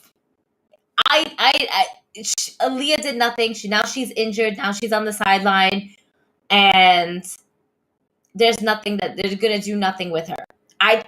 Yeah. I think we spoke about this. The women's division actually needs another singular title. Yeah. Yeah, because they're not doing nothing with the world titles, and the tag team titles mean jack shit. And you want to know something crazy, Gigi? We started off, me and Show started off talking about Dominic, and I said Dominic needs the 205 title, the 205 live title. I'm Because so disappointed in that title. If he was the 205 champion on Raw, he could be getting in his reps with actual luchadors. I wish they would just name it the Cruiserweight Championship. I think naming too. 205, just you downgraded it to a fucking number. Or even don't even call it that. Call it the Light Heavyweight Championship. I hear you. Something. The 205 live. No.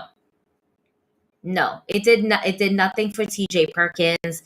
It did nothing for Enzo. It did nothing for it was doing something for Pac, and then they just kind of pulled the rug from underneath him. Yeah, but it did good for him. Right, but good for Pac for basically doing shit in AEW. Like he can never go unappreciated there. Yeah, that's true. Pac is showing why he's one of the best wrestlers in the world nowadays. every time he gets out there. Yeah. I really, you know what I just, there's just a lot that's going on. Let's just move forward though. So Yeah. we spoke about Sasha.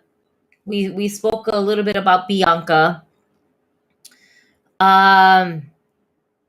Bianca versus Asuka. We spoke about that. Like, Yeah. I don't know when we're getting Alexa Bliss back. I'm hoping it's soon. That's another disappointment. Alexa Man. Bliss. Nah, Lacey Evans is a fucking disappointment the way she's been packaged, but that's not here or there. Yeah. We spoke about Roman and Jay. Who else do we need? Austin Theory.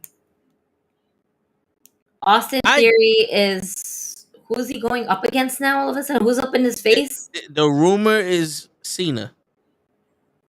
The rumor is he's gonna wrestle John Cena at WrestleMania.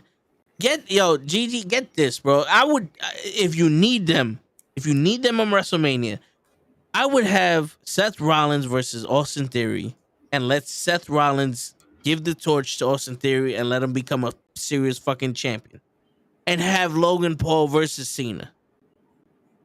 Because at least then you have two part-timers that are just coming in. You have all the C Nation fans and all the Logan Paul fans, and it will be like two different sets of fucking people coming in, and there goes your numbers there.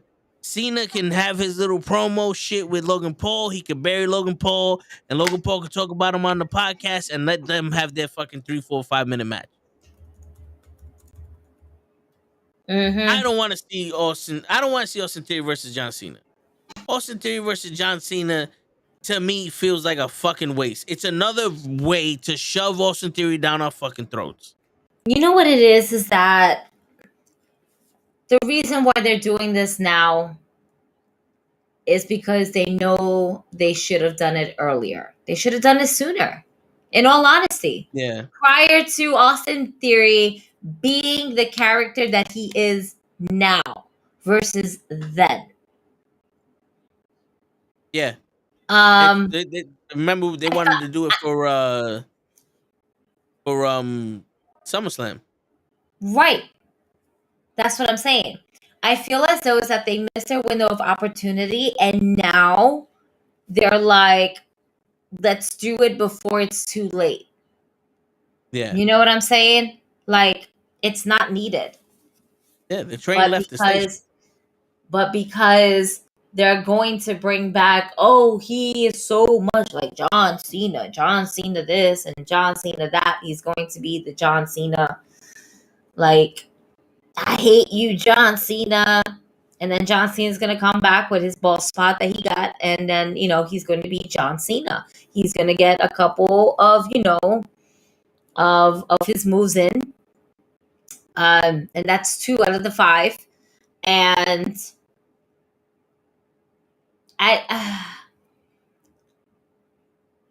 you're going to get this, and John Cena is going to win week in and week out on Monday Night Raw. Yeah. And then when it comes to the big pay-per-view, he's going to lose. And in all honesty, I don't see John Cena losing to Austin Theory. No. And this will be the second year in a row that Austin Theory's in a gimmick match. He had Pat McAfee last year.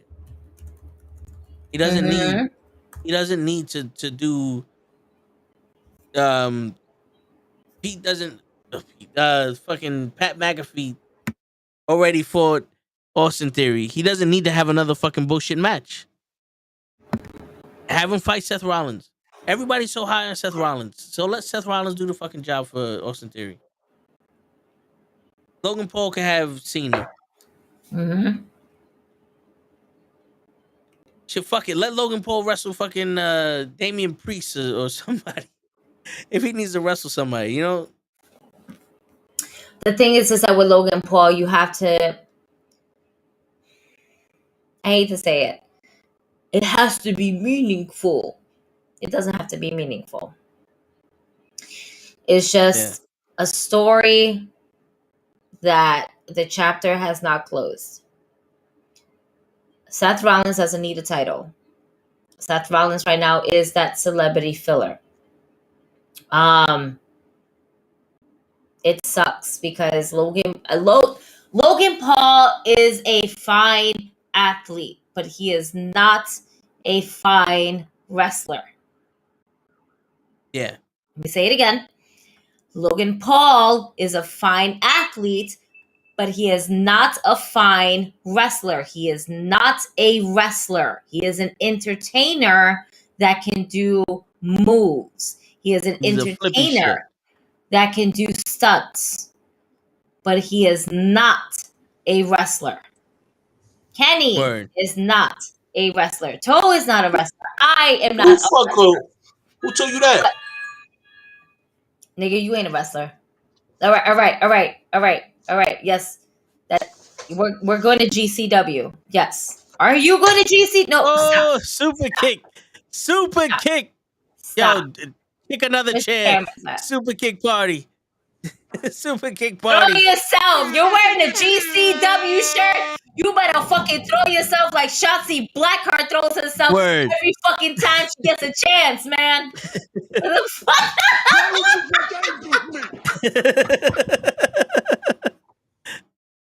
Damn, as soon as he gets Bob in this motherfucker, Steve fucks it up for everybody. That's it. That's it. It's gone. Yo, I gotta get my GCW merch. I will definitely be in the building for GCW this coming March 17th, folks. If you're there, say hi. I'll be there. Okay. Kenny. That's right. You know what? GCW style. Kenny is gonna go ahead and show you what it's all about. That's it. He's gonna hurt you. He's gonna put you in that chokehold. He's gonna shank you. Shiv you. That's it. He's gonna. That's it. Kenny don't play them games. Matt Awesome might got chancletas, but Kenny got the tierra. That's right. Put that chancleta down. This is sharp. This is kiki. You know. Word. What's up, Kenny? How you doing? We don't hear you. No. Put that down. You're muted. Put that down. I can't have nothing. You can't. You're a minority on YouTube. We're canceled already. Before anybody takes his lipstick, his chapstick. Kenny, you're muted, bro. Yes, you we are. Can't hear you. The fuck you mean you're not? We're the ones that's telling you that you're muted, and how dare you go ahead and be like, I'm not muted. Yes, you are. Hit that refresh button. Kenny's like, I can hear myself. Yes, you can. Yes, you know we if can you couldn't hear yourself, that'd be a problem. But we can't hear you. That's the issue. Look at him. Yes, we can hear you now. I don't know. I have no idea what was going on with that because literally the settings are still the same. Steve. Damn, man. Steve, the tech guy with you. You get Bob and Steve fucks with you. Yep. I fucked with his brother. Word. Yo, you know what's funny? Show came on 5 minutes before we got on there, and he stood here for like 10 minutes. And I know. I saw him. That's why I thought it was going to be him on here. Then I heard Gigi's voice. Yeah, and I don't know where he's at now. He blamed the baby for not being on because he was going downstairs. Wait, didn't he say? I was about to say, did he say he was going downstairs? Like, bro. Yeah. Well, the thing you don't know, Show's house. He has to go about 50 floors down to get to his thing. The dungeon. Yeah, it takes him about an hour and a half to go down those steps. He doesn't have an elevator yet. It hasn't been built. Yeah, he used to have a rope, but it was cutting his hands. What's going on, Kenny? Ain't shit, man. You know, I just got back from PA not too long ago. I was gonna say, I saw you pop up. I was like, "Fuck you doing here? Ain't you supposed to be on vacation?" Yeah. So now I'm just here with you guys at work, as you can see. Nice. Yeah. So let me catch you up on some things. Okay. I may mention that I would rather see Jay versus Sammy and Kevin Owens versus Solo than Sammy and Kevin Owens versus the Usos at WrestleMania. I was saying that Gigi was saying that she would rather have Trish and Lita go after the women's tag team titles except for Becky and Lita. I also made mention that if Dominic is gonna be something serious and you want him to have more reps, he needs a 205 live title. Like a cruiserweight title, because then they'll at least be able to wrestle the luchadors and get those reps. But they don't have the cruiserweight title anymore. I know, but this would have been the perfect occasion for it. I was mentioning how Bobby Lashley and Brock Lesnar should never wrestle again. No, they shouldn't. I Yeah. totally agree with you on that one. Yeah, they should never wrestle again. Like if it's not going to be a serious match, like I don't want to see it anymore. Yeah. I don't want you to mention it to me anymore. Like Yeah. They need to get that shit out of our face. 20 years in the making, they disappointed us on all fronts. Yeah. Yeah. Gigi said that she doesn't want Cody to beat Roman for that title. She wants Jay. She wants, I agree. I think Jay should be the guy, even if he's not the complete leader of the bloodline forever. Right. He just wins. He's the one to dethrone Roman. You know what? I said this last week. I think I said this when I was with Tony. I went on Tony's show on Sunday, and I said that I wouldn't want Cody to win the title. Like I'd rather have Cody continue chasing after the title, chasing after this dream. Yeah, you know what I mean, because you're making it too easy for him at this point. Like it's just so predictable. It's like when he debuted for WrestleMania last year, we knew it was going to be Cody. Yep. When we had Money in the Bank, we knew Cody was going to win Money in the Bank. He fucked himself over on that one, so he couldn't win Money in the Bank. Yep. But he was supposed to win Money in the Bank. Yep. Like, let's be real. You know what I mean? That commercial that he cut stating that the winner was going to face the champion at WrestleMania was a clear indication that they were going to change the rules for Cody Rhodes. And then he gets hurt, he comes back, and he enters the Royal Rumble, and we all said, well, he's going to be number 30. Anybody who was betting money was like, yo, Cody's going to be number 30, he's going to win the Rumble, and then that's it. And he's going to face Roman Reigns. Now it's like, don't have us that we're going to go and say, well, now WrestleMania comes, and Cody wins the title. It's predictable. You know what I mean? It's like, well, then now what happens afterwards? Because now Cody Rhodes is champion. What happens now? So I made mention to, if Cody Rhodes is the champion, right? You can have a thing where some way, somehow, the Usos and Solo turn their back on Roman because he's overstepping his boundaries, and you have Jay versus Roman again for the the head of the table, or to dethrone him, whatever. But in the meantime, have Chad Gable step up and face Cody Rhodes for the title. Right. I think Chad Gable would be a fresh take on a new champion defending his title, because Chad Gable would give Cody Rhodes that match that and he wouldn't win, but like I told Gigi, I want it to be believable that at any moment the challenger can beat the champion and not be like, well, Cody Rhodes is supposed to fight Drew McIntyre at SummerSlam, so he can't lose the title. They should fuck all that. I want it to be believable that there could be a chance that someone can beat Cody Rhodes at any moment. But they're not going to do that, though. No, they're not going to do that at all. You know what I mean? I think, what was funny is I think it was Pro that put it down. Yeah. Where he had that interview with Nikki Bella, that she was talking about how production is done backstage. Like, she wanted more praise for like Total Divas, but there was a line that she said where she goes and says, like, the WWE universe thinks that the people backstage are listening to them and using their ideas to change like the landscape of WWE, but really all the people who are booking WWE are laughing at the fans because they're pushing what they want you to like, which is true. Because how many times did they shove Roman Reigns down our throat until we loved him? How many times did they do that with John Cena? They're doing it now with Theory and and now with like Austin Theory. They try to do it with Braun Strowman. You know what I mean? Yeah. They try to do it with Ryback after a while, but then that kind of like backfired on them, and that didn't work. You know what I mean? Like, there's like a list of people that you can tell, like, yeah, you tried to like make us like these people, but we just didn't like it afterwards. And like, you kind of met it. For me, I feel like you met us 50-50. You know what I mean? It's like, you give us something that we like, but you don't give us the full effect of what we like. You know what I mean? Yeah. So I don't know, but all I know is I don't want Cody Rhodes to win the championship. Like, I really don't. Yeah, it in all honesty, it makes no sense. Right. It makes no sense. Like, the way that they're doing these promos with Paul Heyman and Cody Rhodes, it almost seems like this is a Cody Rhodes Paul Heyman match. what I said was earlier that Cody Rhodes should be cutting these promos without no one interrupting him every Monday night.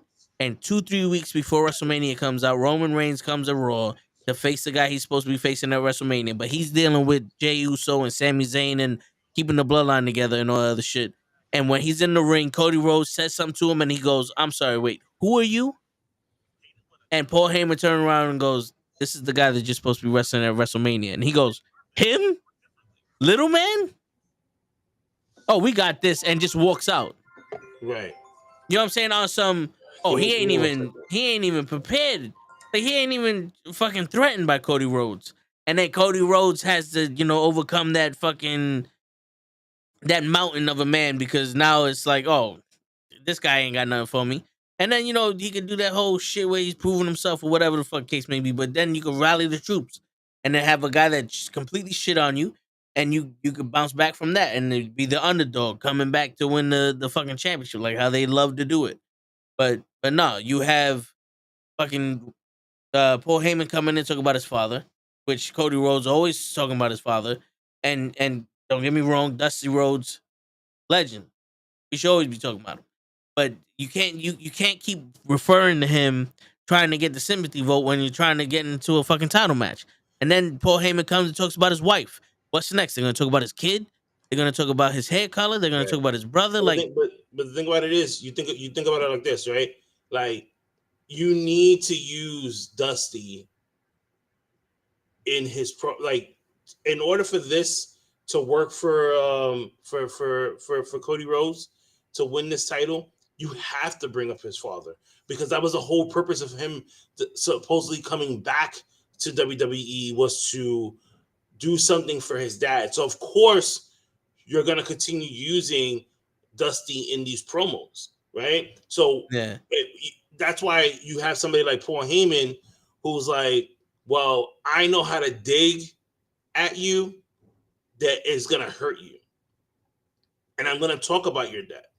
I'm going to talk about the fact that your dad never trained you in this business, but he trained Roman Reigns. He trained Seth Rollins. He had a hand in Sami Zayn.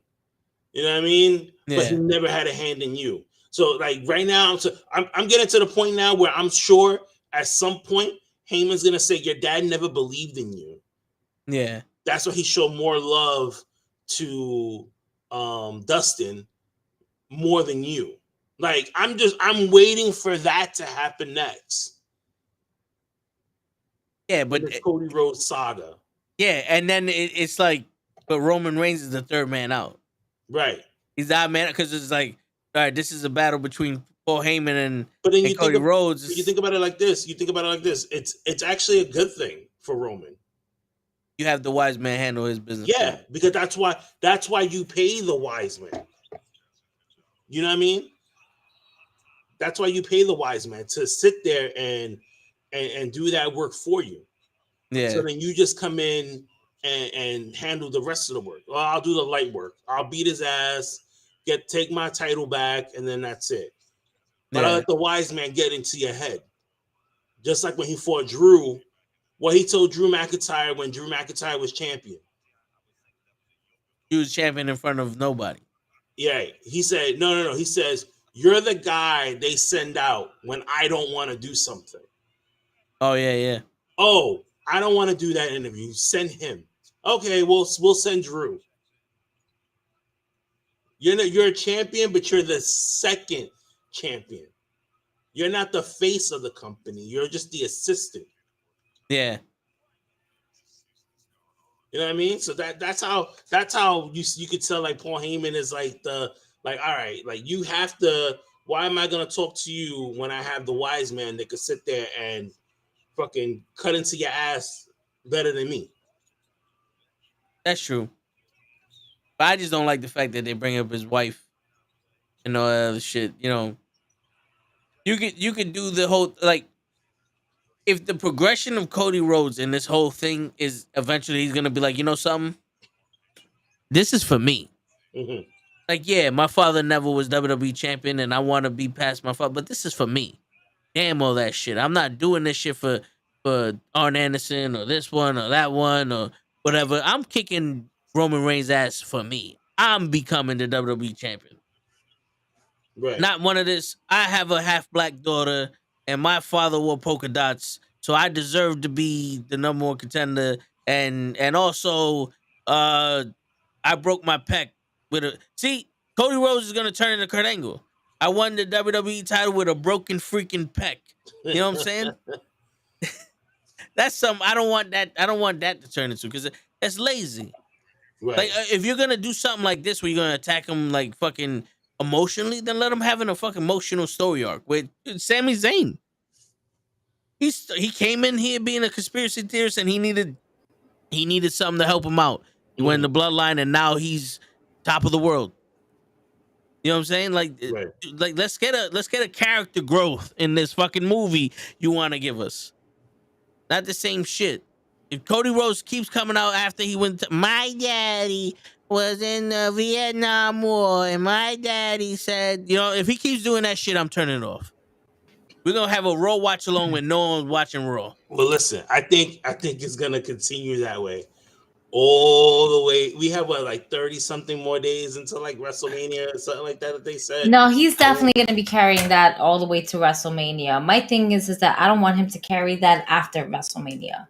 That's my thing. Right. And Yeah. it's going to at least one more month. And that's the fucking disgusting part about it. You would think that at this point WrestleMania is a new leaf, a new page, a new chapter, a new storybook for the year. That's when our season premiere really fucking happens, okay? Yep. Not this shit randomly in fucking September and then fucking October or some bullshit, all right? This is our season premiere. Yep. All right. I don't like how we continue the story a month after Mania. We shouldn't be getting rematches. We shouldn't be getting rematches on Monday Night Raw and on SmackDown post-Mania. No, you're right. Yeah.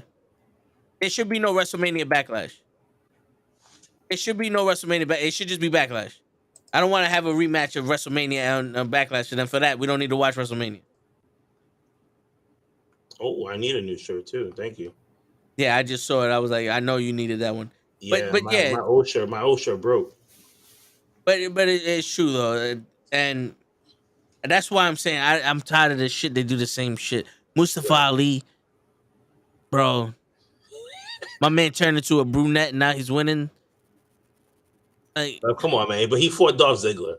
Like Dolph Ziggler, he does a job for everybody. Yo, I am more interested in Otis than Mustafa Ali. I can give a fuck about Mustafa. I want to see Otis out there. Hey, can we just say Otis stays getting the ladies? Yes. I don't know what's about that guy, but it gives people like Toe a chance and opportunity. All right, to holler at chicks like Mandy Rose, to holler at chicks like Maxine Dupree. All right, you are destined to be a male model on Maxine Dupree. All right, you need to fuck hitting up Mercedes. All right, we know she ain't cutting back to you. Sasha's never getting back to you, but we do know. Keep hope alive. It's gonna happen. Shut up, Kenny. All right, but you have a strong opportunity with Maxine Dupree, so I think you need to send her your headshot. That's above your shoulders, not below. Yeah, you saw Gigi's face when she said that. That's messed up. I mean, listen, I believe. Is it though? Is it really messed up? I believe. No. I believe. It's true. You had to clarify.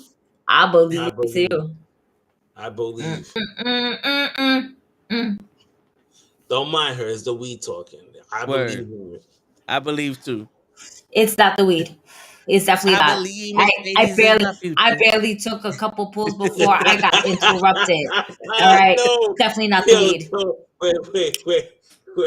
This nigga said talk about toast salad cigarette. Yeah, we can't let the potato salad shit go, man. Yo, bro, you think not? Shit. 4 gallons of potato salad for you, Kenny. Yo, you know what's crazy? On my thing, the chat never Make that a moved, so I shirt. thought people wasn't. I Yo, thought people wasn't fucking talking in the chat, let me and then tell you now I'm something. seeing Let me tell you all something. of these fucking Let me chats. tell you something. I made homemade potato salad for the Royal Rumble. I think maybe like a handful of people ate it. I still had a whole bunch of it left. I think it's decided that we should never, ever make Oh, potato salad so, or talk about yo, potato salad at any functions that yo, we have together. the next time we have our barbecue, my boy's mother makes phenomenal potato salad. I'm gonna Nah, have him make fuck it. that. We're Yo, no, not no, do no. yo, Listen. no. I'll eat You the shit eat it then. myself. I had some of your fucking potato salad. That's right, Kenny. I tossed your fucking salad at the Rumble. Wow. Oh shit.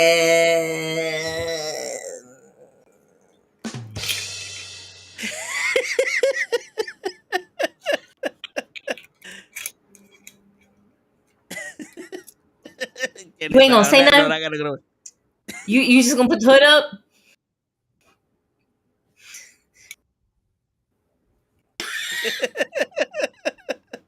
Go on your own now. I'm not saying nothing anymore. Like at this point in the relationship, I'm done. Like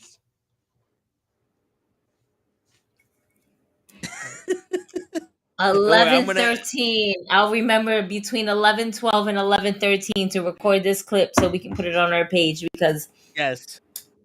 wow. the things that come Wow. out of this man's mouth is just it's crazy beyond me. Like I don't know what he be thinking. You know, See, that's your it's first fucking problem. You think I think. I don't think. It just happened. that nigga just shoots off the hip. He just be like, you know what? Ah, it sounds good. My hips don't lie. My hips All I don't hear lie. is hips and salads being tossed and things that I thought we would hear about wrestling and I don't know what happened. I don't know what happened. Help. Help. Oh, why do we do this? I'm the one that's smoking. I'm not even high off of this shit right now, man. I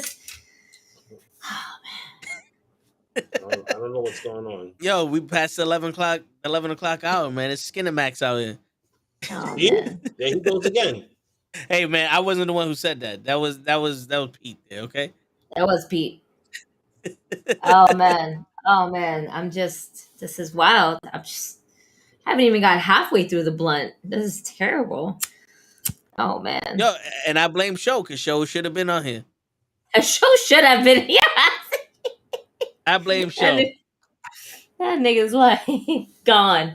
Oh man. Okay, so getting back on subject, let's move away from WWE for a moment. Let's go on to AEW. Oh, speaking of AEW, Diamond Wrestling has signed a new wrestler, and his name is William Muda. We signed William Muda because Show was trying to say Wheeler Yuta. Yes, Show was trying to say Wheeler Yuta. He was trying to say Wheeler Yuta, and he said William Muda. So we signed William Muda, the great grandson of the great Muda. So he's Blackanese. AEW Dynamite was last night. Yes. And how do y'all feel about the MJF promo? Because I'm starting to do this. I'm not starting to. I've already done left that station. It's weak. Listen, before you even get into the MJF promo, right? Just when I looked at the card in general for this show, it was not watchable. I'm sorry. Like, it's not like this wasn't a show that you would say to yourself, yo, I can't wait for fucking Dynamite to come on tonight. Yeah. Because it's gonna be a fucking banger of a show. It felt like a filler. Yeah. Yeah. And this is how I knew that even Tony Khan himself knew that this was a fucking piece of shit show last night. Anytime this man makes an announcement, any little announcement, he does it at the top of the fucking show. because the rest of the card is gonna keep you there. Your man waited until it was like 9:15, 9:20 when he decided. This man pulled a fucking Triple H Vince McMahon on your ass, yo. Yeah. Like, yo, special announcements coming soon. Like, you could have just put the Cody Rhodes countdown on the bottom of the screen. Yep. And put Tony Khan's picture on it, and that would have been it. Like, we just would have had the countdown. And then he didn't even say it. He didn't say it. No, he had Adam Cole say it. That was another thing. That was this shit. I was like, get the fuck out of here. Because you know what? Because he knew if he would have came out with that bullshit and said, hey, you know, we're going to do another reality TV show and it's going to be called All Access. And I'm really excited for this. No. He wanted to pull on the heartstrings of the AEW fans. And the first thing Adam Cole said was, you guys are going to see the journey that I went through in order to get back to the ring. Yeah, and it looked like he didn't know he was supposed to be saying this fucking promo. Because he was like, and it's going to happen in March. I don't know what day. And the day that it's happening, I'm wrestling too. Yeah. In March. Someday in March, He kind I'm of going to did. have my match. So it feels like, in all honesty, like it feels like if being that we all went to Dynamite over here in Queens last time, that he did pretty much the same thing that he did with Ricky Starks. Yeah. Like pulled him out of nowhere for a promo. Yep. Ricky just finished the match. He tried to get everybody hyped, and he told Ricky, hey, come back. Talk to the crowd. We was already tired at that point.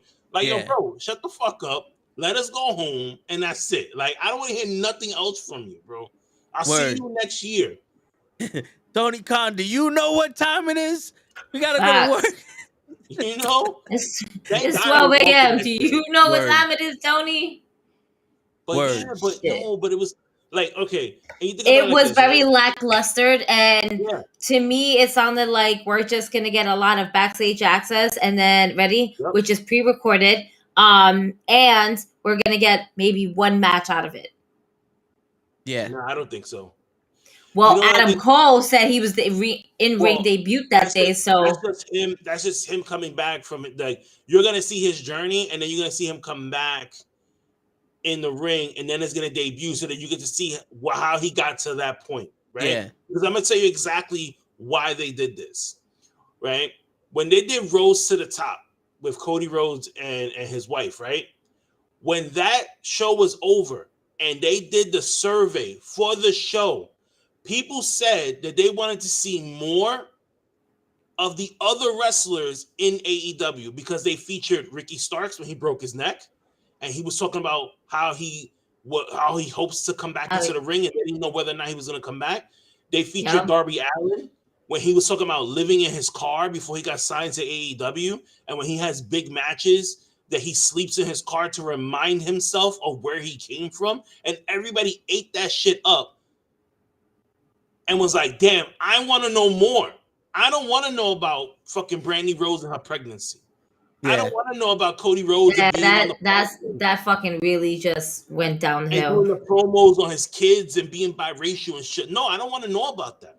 I want to know about freaking Eddie Kingston and his mother. That's what the fucking survey says. So guess what? So they gave him that fucking show now, and that's what we're getting.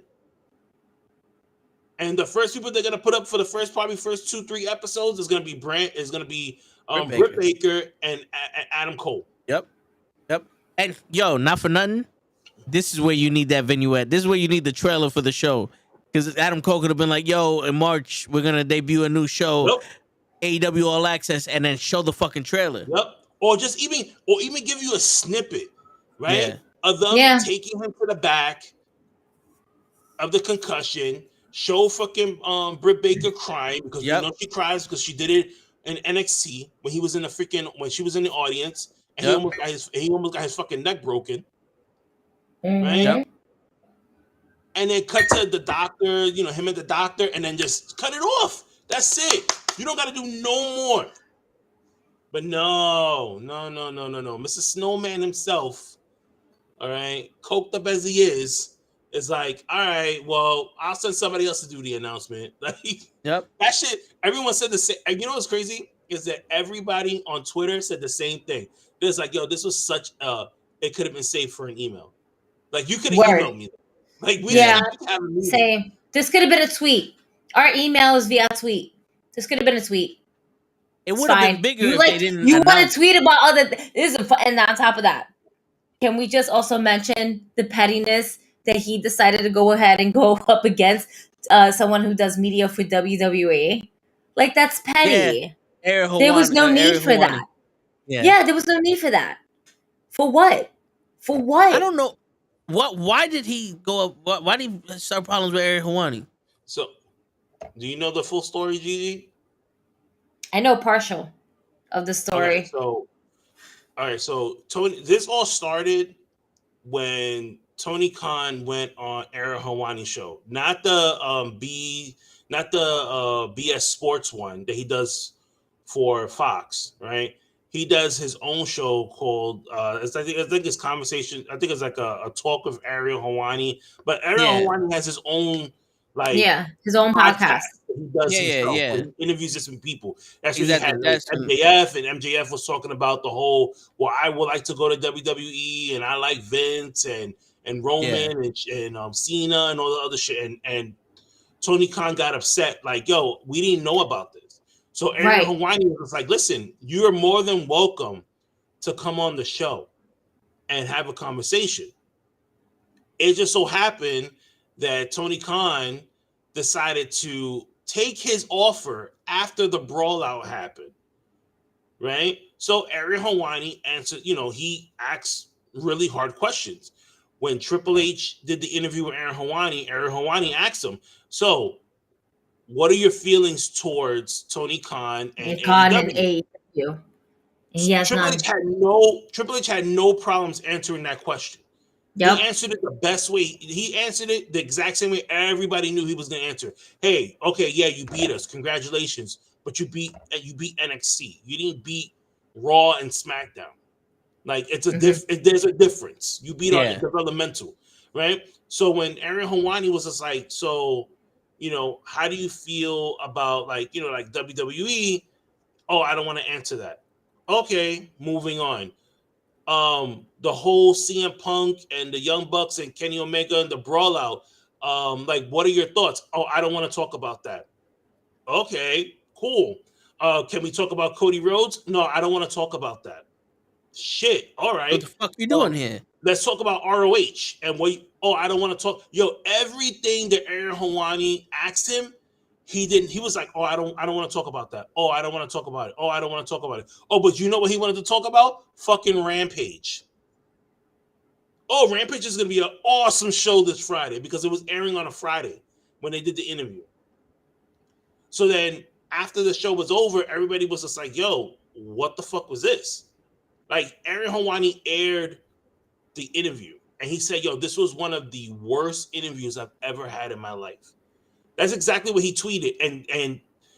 And Tony Khan took it personal. Tony Khan's like, oh, well, like he tried to like you're a fake journalist. Hard. You're just as real as Tony Schiavone, which that's not disrespectful. But that was before because he was just like, oh, I just didn't feel like answering the questions. So then when he saw what was the sense of going on if you're not willing to answer the questions? Yeah. So now he sees Ariel Helwani on Fox doing the stuff for SmackDown, and he felt some type of way. So when he said it, he was like, okay, so then what caught Tony off guard and was just like, that's when like made him fuel up was when Ariel was like, all right, Snowman, thanks for the love. I'll catch you some other time. And he was like, wait, he said that during the interview? Yeah. He said that in a tweet. Okay. He said that in a tweet. Yeah. Yeah, he called that's when Snowman. And he put a little snowman. Yeah. Yeah. And everybody knows what that means. Yeah, what I mean? Like, stoked up. Yeah. So then that's when they went back and forth, and he was just like, "Oh, you're like less credible than Tony Schiavone." Poor Tony Schiavone had nothing to do with this. Yep. Word. You know I mean? His name. He's just getting thrown underneath the bus for no fucking by his own boss, by his own employer. He's making that look real bad.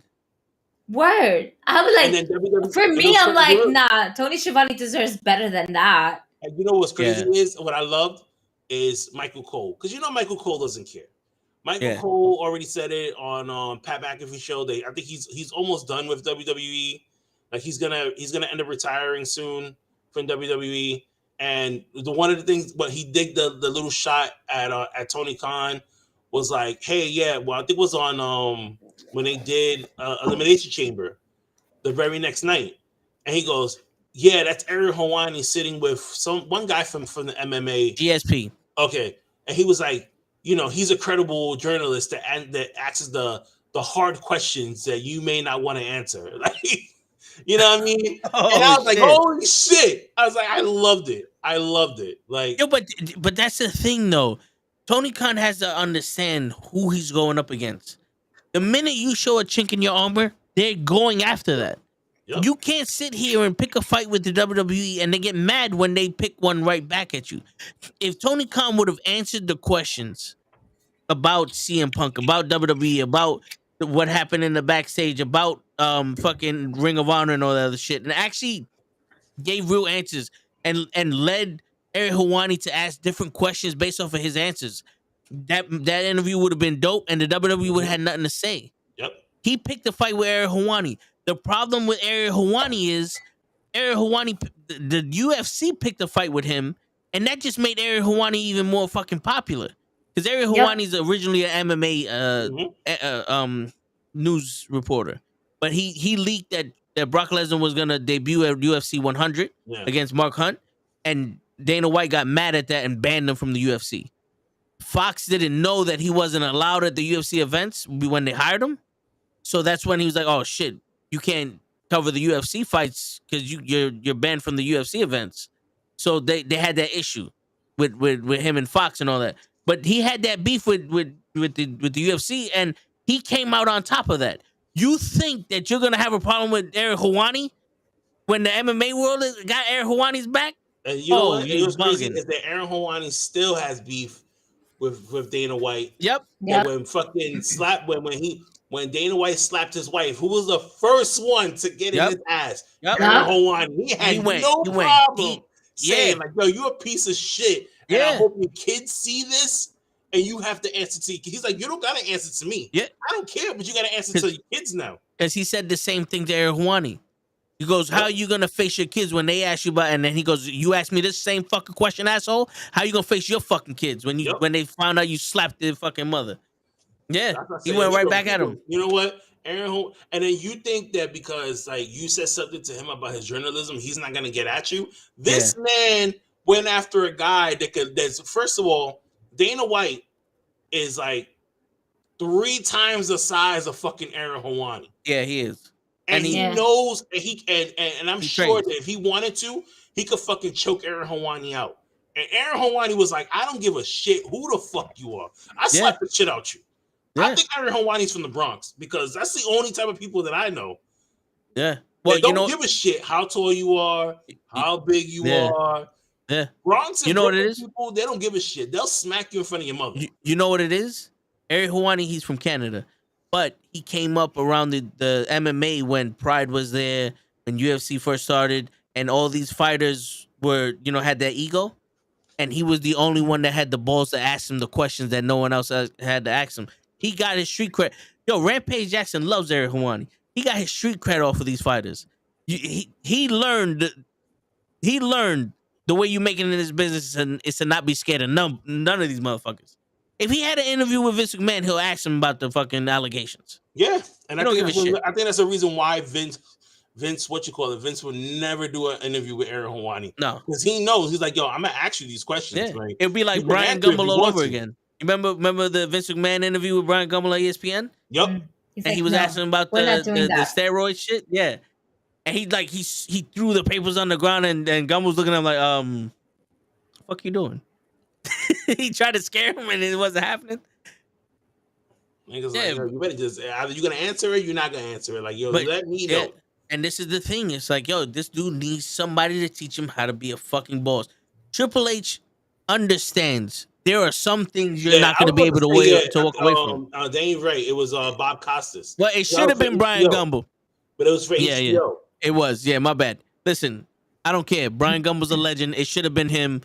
Dolph Ziggler the shit, okay? It should have been Brian Gumble. Don't correct me when I'm talking, Wow. Daniel. You sit there and you agree with me. You correct them afterwards. Yo, Daniel, you're the worst fucking news reporter I've ever seen since Tony Schiavone. All right? Don't make me kick you off my show asking me questions. Nah, I appreciate it. I knew I said the wrong person, but I just said, fuck it. We'll go with Brian Gamble until somebody gets it. Yeah. Until somebody corrects me, we're going with him. He's the guy.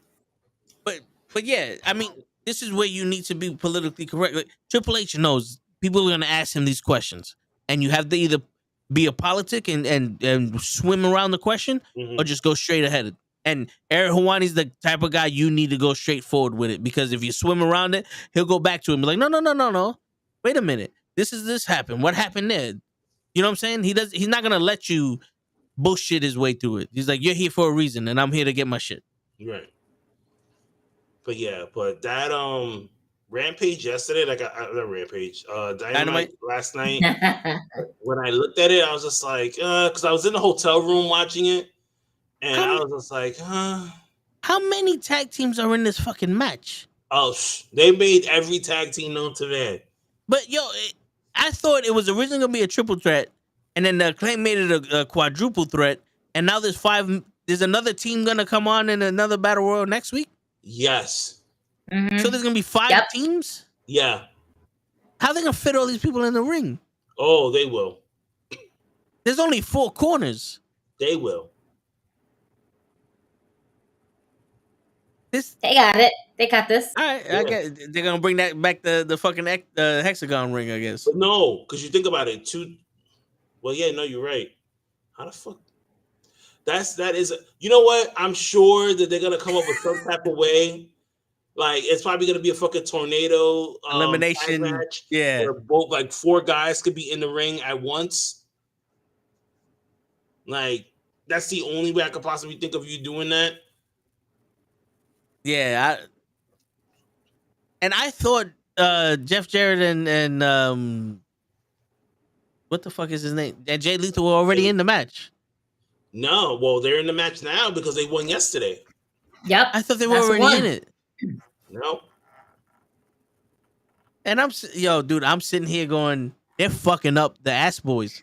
I didn't realize should have been that tag team that cheated all the time. I don't know why their first defense is in a 25-man fucking that's some fucked up shit. It's like, yo, you win the tag team titles, and your first defense you have to go up against 4 other teams. Like, yo, who did you piss off? Like, word, daddy ass. Daddy ass. They pissed off their dad. That's who they pissed off. And daddy ass is writing this like, you know what?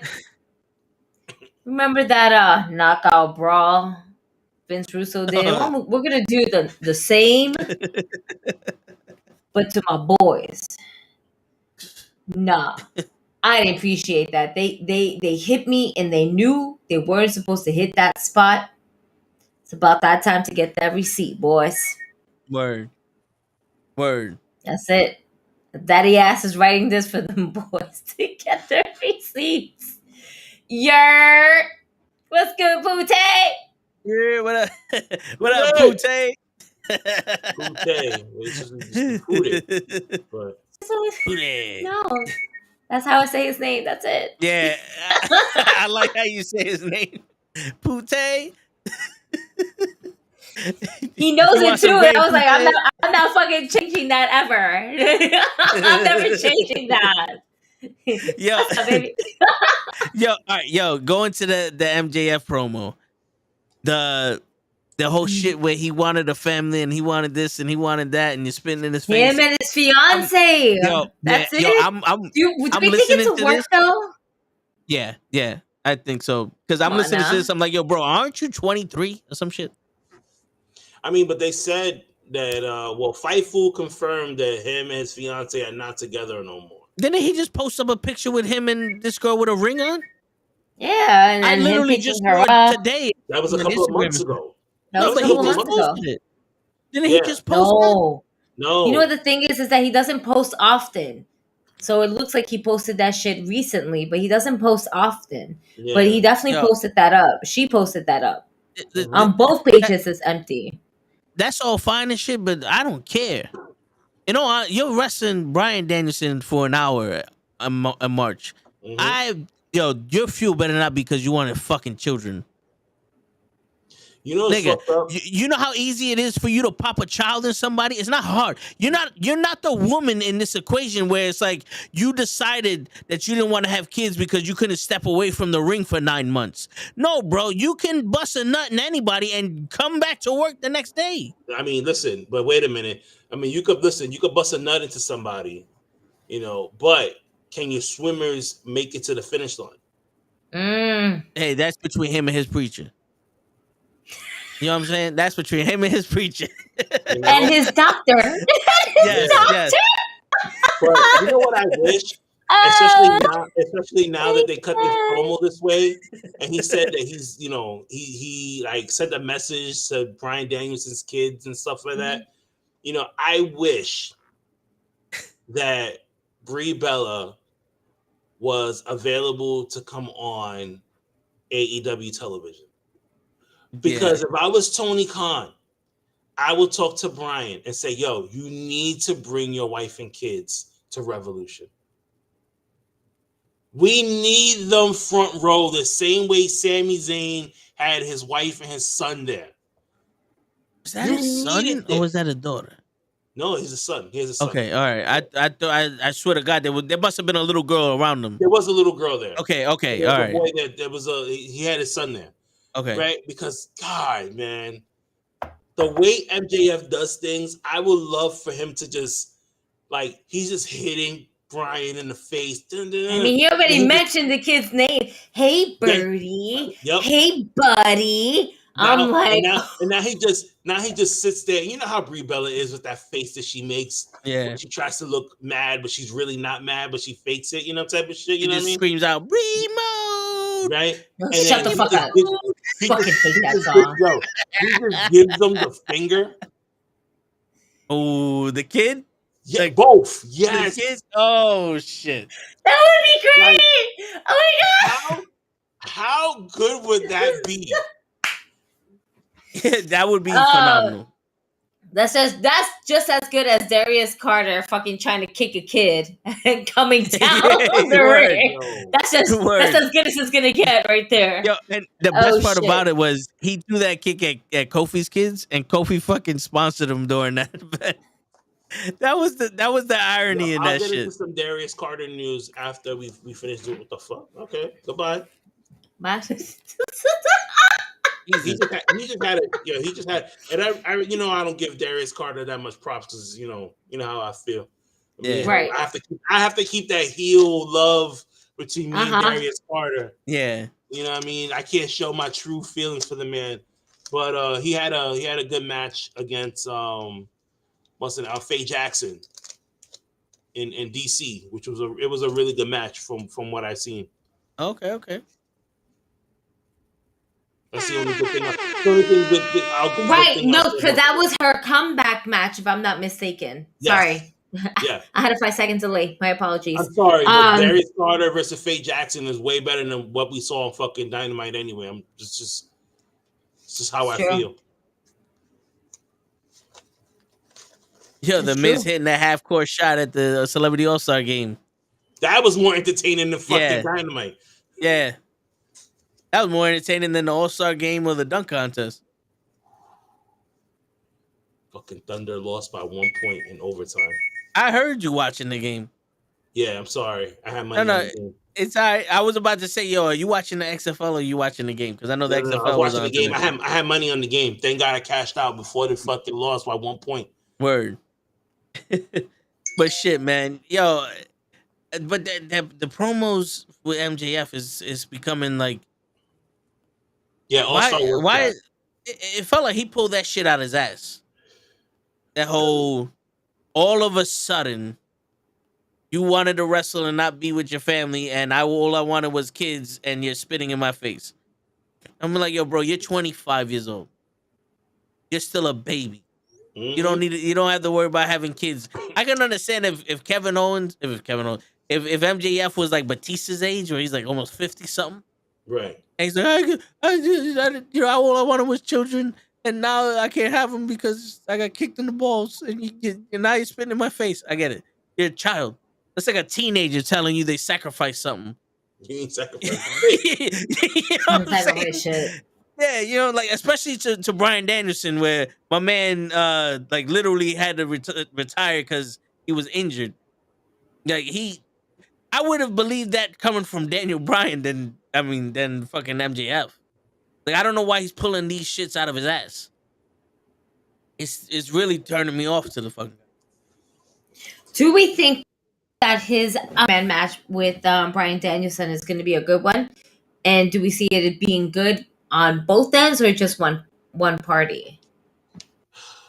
I think Bryan Danielson is going to make MJF look like a star. I think MJF is going to make Bryan Danielson look like a star. You know what? I'm out. No, go fuck yourself.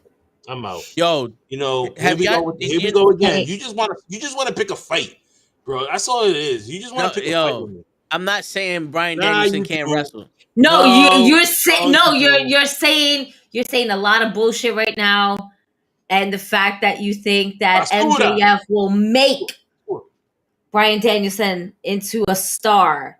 Like, are you fucking who made who look good with MJF versus Punk?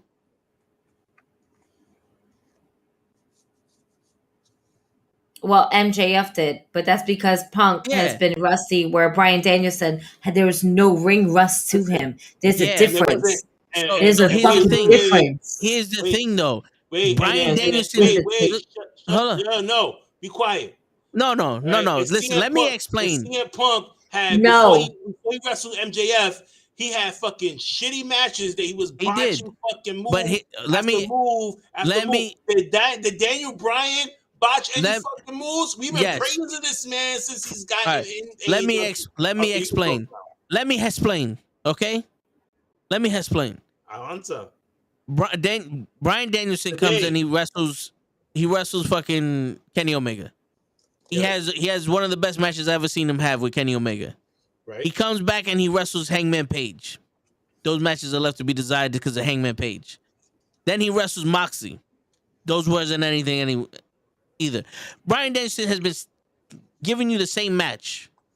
And not to say they're bad, he's been giving you the same match. MJF is a different breed of animal that he's been wrestling. MJF is going to give you a different version of Daniel Bryan's. Because we already seen MJF can have a technical match with Darby Allin, with fucking Ricky Starks, with CM Punk. He can make him look good.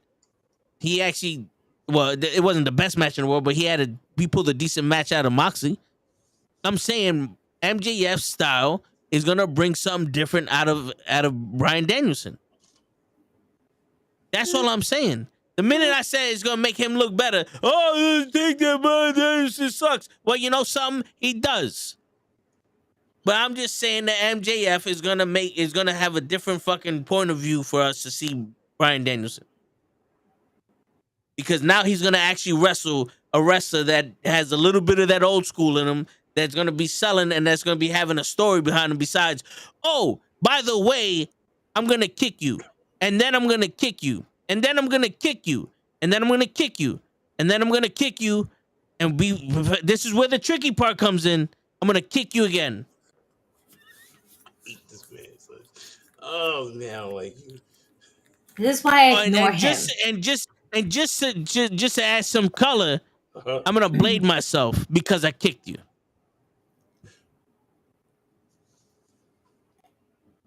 And then what's the ending? I'm going to kick you and then we're going to go into a roll-up.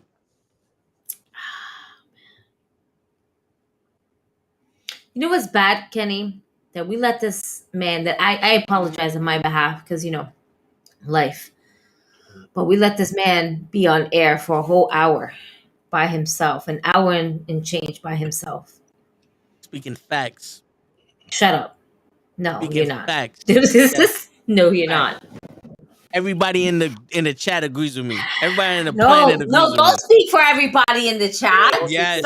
Shit. Don't do that. In the chat, don't do that. Chat, if you agree with me, say you agree with me. Let them if you're know in the that chat, you agree with me. You better Yo, if you in fucking the like, chat, comment, share, wait. fucking subscribe. Let these niggas know who you watching, what time, where, because we here. And we need more opinions. We need everybody to jump on board. So call all your wrestling friends and non-wrestling friends, because sometimes this nigga be talking out his ass and they're going to be looking at him like, what's wrong with him? And we're going to be here like, we still trying to figure that out. Yo, I swear to God, if I can remember this, I'm gonna count how many times Daniel Bryanson kicks MJF. I'm gonna count it. We're gonna put a bet to it then. All right. I say he kicks him 6 times. That's it. Nah. It's an Iron Man match. Fuck, you right. Man. That's it. It's a whole hour. He kicks people 20 times in a segment. No, yes, he does more than that. He does more than that. He puts submissions. He put moves. He does the diving from the to the outside. All right. The in March, Leon. Next Sunday. All right. It's next Sunday. The 4th, right? March is next. No, the 5th. The 5th. It's next Sunday. It's a Sunday? Yeah. Yeah. Yeah. Well, good thing I'm off the 6th. Thank God I'm off. Thank God I'm off the next day, because I'm just gonna be sitting there with my 12 bottle. hours and then an Iron Man match. I'm not off the next day. I'm gonna be here with my bottle. I'm gonna have my Pepsi, and I'm gonna have my fucking cognac right there on the side. I'm gonna text Gigi. Yo, I wanna let people know, and if someone wants to make a clip of this, you can make a clip of this. But everybody in the chat, you fucking soft, because this woman right here is asking you to not fucking agree with me. When I was here for an hour by myself, all I heard was, "No, you right. I hate Cody Rhodes. You right. Roman Reigns shouldn't win. You right. Kevin Owens and Sami Zayn shouldn't get attacked." Because you were by yourself and nobody else was here for a voice of reasoning. That's why I was here for the voice of reasoning. For those to be like, you know what? Scared to agree. Fuck out my face. This is why step 10. This is why step 10 is to go fuck yourselves. That's why step 10 is to go fuck yourselves. I am 1-800-FACTS. We never changed it. It's still on the wall. 1-800-FACTS. It's the fucking truth. Ain't no opinions here. Shit. We said this already. Time and time again. Your 1-800-FACTS are just as legit as the Snapple facts. No, my 1-800-FACTS is like Ariel Hawani. The truth.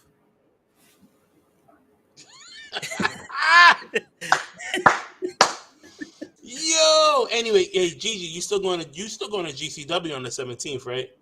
Yes. Okay, yeah, I'm off the whole entire weekend, so I'm gonna take the kids to my mom's house for that night. Daniel has no basketball games the next day, so he can. Yeah. Yes. Yeah. Yes. Friends, on a birthday weekend on St. Patty's Day. I'm so trying my best not to get blackout. St. Patty's Day, right? Holy shit! It is, sir. And I'm actually going with Purple's best wishes. My guy Ronnie Bosch. Very excited for this because he right now is like a pro at going to GCW events, and I know what to expect. We're not getting any blood. I get that. Yeah, I know that. Yeah. We're in New York. We have to wait till we go to Jersey for that. So that's summertime GCW events. Yeah. I'm definitely gonna go to one. We gotta make a plan where we can go to Atlantic City just to watch GCW. Word. I'm with that. I was already thinking that ahead in advance. Like, nah, I'm going to a GCW around my birthday. Go with us. That's it. When they gonna be in Atlantic City? We'll find out. We'll figure it out. We'll figure it out. When the summertime comes around, we'll figure it out. Yeah, because if I know if it's gonna be like a Saturday night or whatever, what I'll end up doing is that if the kids have practice in the morning, like I'll do the morning session with them. Call out sick. No, I'm gonna be off that weekend. But I'm just saying. Have the kids call out sick. Sometimes they need a sick day I'm too. the fucking assistant coach for the baseball team, so I have to be there. Shit. Yeah. So You know, the basketball is easy. Oh, he's not going tomorrow. All right, cool. Like, see him next week. All right. But the baseball shit is just like, hey, I'm not, you know. Yo, just so text all the kids, keep the eye on the ball. I'll do the morning.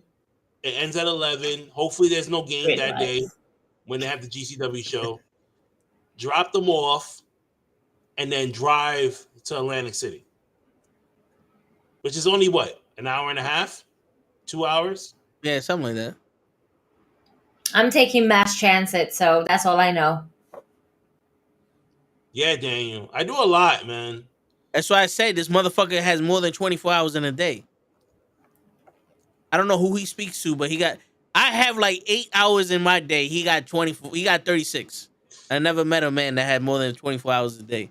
This motherfucker. I do two things at once. Shit. Jesus. Right now, I'm doing this show and answering text messages right now from somebody. We can hear because we get ting-a-ling-a-ling, ting-a-ling-a-ling. Yeah. Oh. Yeah, there's asking me to do another show with them next week. All I do is promote. That's it. Did Gigi just freeze? Yes. Look, Pootie said he'll drive. That's perfect. If Pootie could drive, I'm with it. Hey, you're back, Gigi. There you go. There you go. So that was weird. I didn't fuck around with anything, but my camera just disconnected. Steve is now fucking around with my camera because it just disconnected. No, I'm not touching it. My hand is here. My other hand is here. And it just went bloop. And I was like,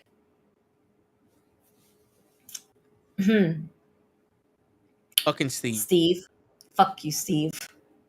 Yeah, because I took off for my birthday, so I have 2 weeks. Right. And a part of me is like, maybe I want to like rent a car and go down to Atlantic City, have one of them steaks you fucking keep talking about from Hell's Kitchen or the Ramsey shit. Listen, the only thing I say this, Gigi, right, is that when we go to GCW, just take some money to the side, right? I will tell you the price of I will send the menu off to you guys. All right, but the Gordon Ramsay Steakhouse that's out there in Atlantic City, you have to try the food that's there. Okay, I mean, it's a Gordon Ramsay fucking amazing. Hello, amazing. You have to. You know how many fucking episodes of Hell's Kitchen I've watched just to watch this man curse these niggas out? Oh, it's so fun. It's fun. When I went there in Vegas, I was the same way like Toe. Toe's like, yo, these I've never been there either. The prices, he was like, what the fuck? I was like, yeah, but it was so worth it at the end. Like the drinks are good. The drinks are expensive, but they make it strong where you'd be like, yo, you know what? Give me another one. Fuck it. Like I'm just gonna, and it's not like you're gonna go there every day. You know what I mean? And what helped me is that I was right by the casino and I made my money back. So the $4 that I spent on dinner, I made it right back in roulette. So I was okay. We may do it again in Atlantic City. And him hitting the fucking roulette tables, his hands get with strong too. Like, let's go. So, yo, listen, we may do it again because if I'm spending money out there, guess what? I'm like, yo, let's just hit the roulette table really quick. Let me win something back. Win something back. Like, shit. And I hear you. They give you free drinks anyway. So all I got to do is sit by a fucking slot and be like, yeah, let me get a Hennessy and Coke real quick. All right, we'll be back, sir. They got real drinks like pina coladas? Yeah. They can do that to you. This nigga said, wait, stop, time out. This man said a real drink like a pina colada. Like he likes some shits. Yo, let me tell you something that I noticed. Let me tell you something about Toe. So, right, like I said, I've known Toe for 1.5 years now. It's going on 2. Right, time is going by really quickly between us. Right, for a whole year, this man was trying to get me to go to a wing spot. Now he's trying to get me drunk. Right? Oh no! It's right. from DR. Straight from DR. Right? It's from DR. It's from DR. Yo, That's what he keeps saying. He's My trying to homegirl He's went not to trying to DR. get us drunk. He's trying to make us black out. yeah. All right. He's like, blackout Yo. season is here. He Like, goes, yo, I'll bring this to the show. He's like, I'll bring this to the show. I said, you do know I have to drive back home, right? So do I. Yo, I don't care if I have to hit every kid in Brooklyn just so we can have some fun. It's a small price to pay. I'm gonna wait, leave is the this car for March wherever 3rd? wherever Is it's this at for and take a March fucking 3rd? picture of that. Because I can take I a don't bus know. home, so I'll be okay. Yes. I'm just saying. I ain't getting fuck that. I'll take a shot. But I'm gonna take the bus. I'm gonna take the I bus don't straight even know where this home. bitch is at. I don't even know where this bitch is at that I'm driving to this show. Yeah, I don't know. Oh damn. It's somewhere in the Bronx. I think in the Bronx. Bueno. I think you'll find parking. Wait, how far is it from your house? My house? No. Talk about Gigi because Gigi doesn't Oh. live too far. Gigi doesn't live too far from I took my a mom's bus. house.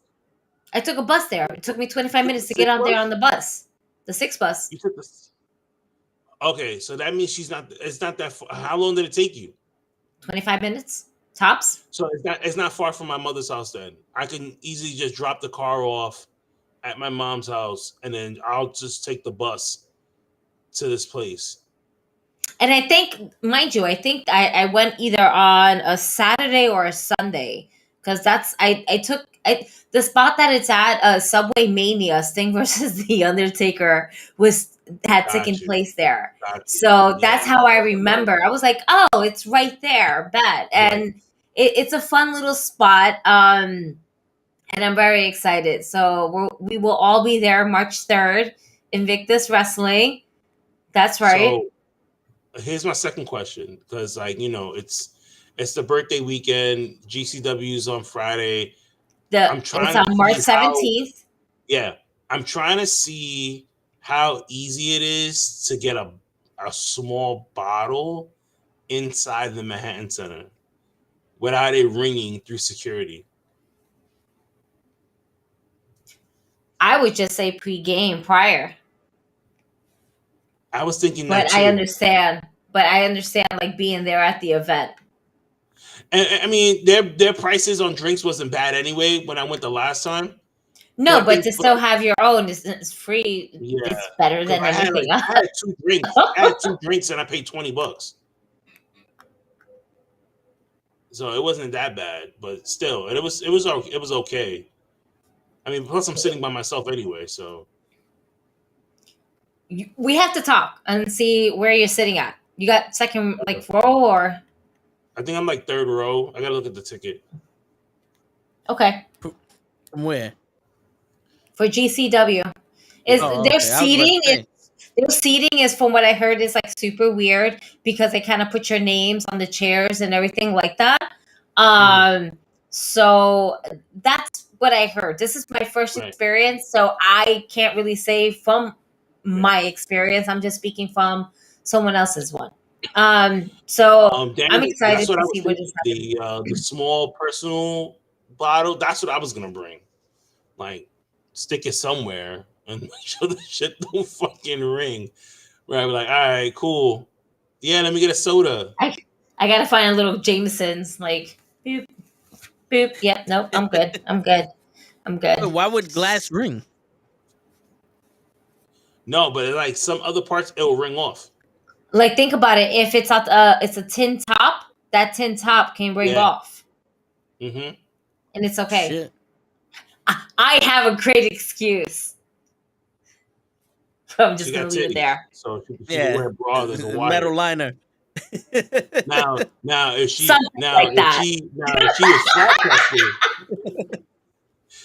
was flat chested, I'm looking at her like she's fucking crazy. Like, really?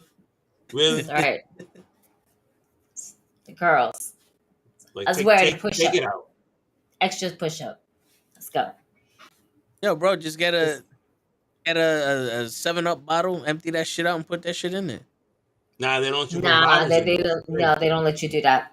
They don't let you do that. Yo, go to KFC, get that bag of IC or whatever, empty that shit out, put that shit in there, and put that in a big ass party size Lay's bag, potato chip bag. You just wasted money.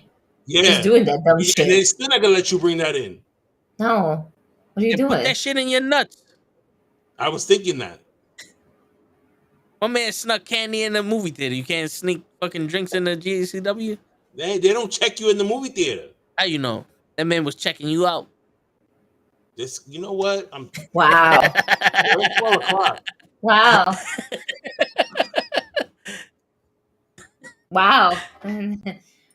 What else we have to say before we gotta go? Well, I'm gonna take Easy's advice, and I'm just gonna pregame before, especially St. Patrick's Day. I'm sure the bar down the street from fucking Manhattan Center is gonna be selling fucking green drinks. Fucking take a couple of shots before I go in. I'm just looking for a spot that has a sale on whiskey, because Irish men and women love their whiskey, so I need my whiskey. And Before prefer the show, when we're outside, I'm gonna bring. How many people are coming with you? I'm bringing one, and I'm meeting up with 2, 3, possibly anywhere from 4 to 6 people, because I'm rolling with at least 3 additional people. But that one of my people might have a crowd. We're gonna figure this shit out. I'm bringing 10 cups. We'll just have a birthday shot while we're outside. You know what I mean? We're like, yeah, it's Gigi's birthday shot. They're not gonna do anything to us anyway while we're outside. No. Plus, I have my badge and my ID, so we're all right. Word.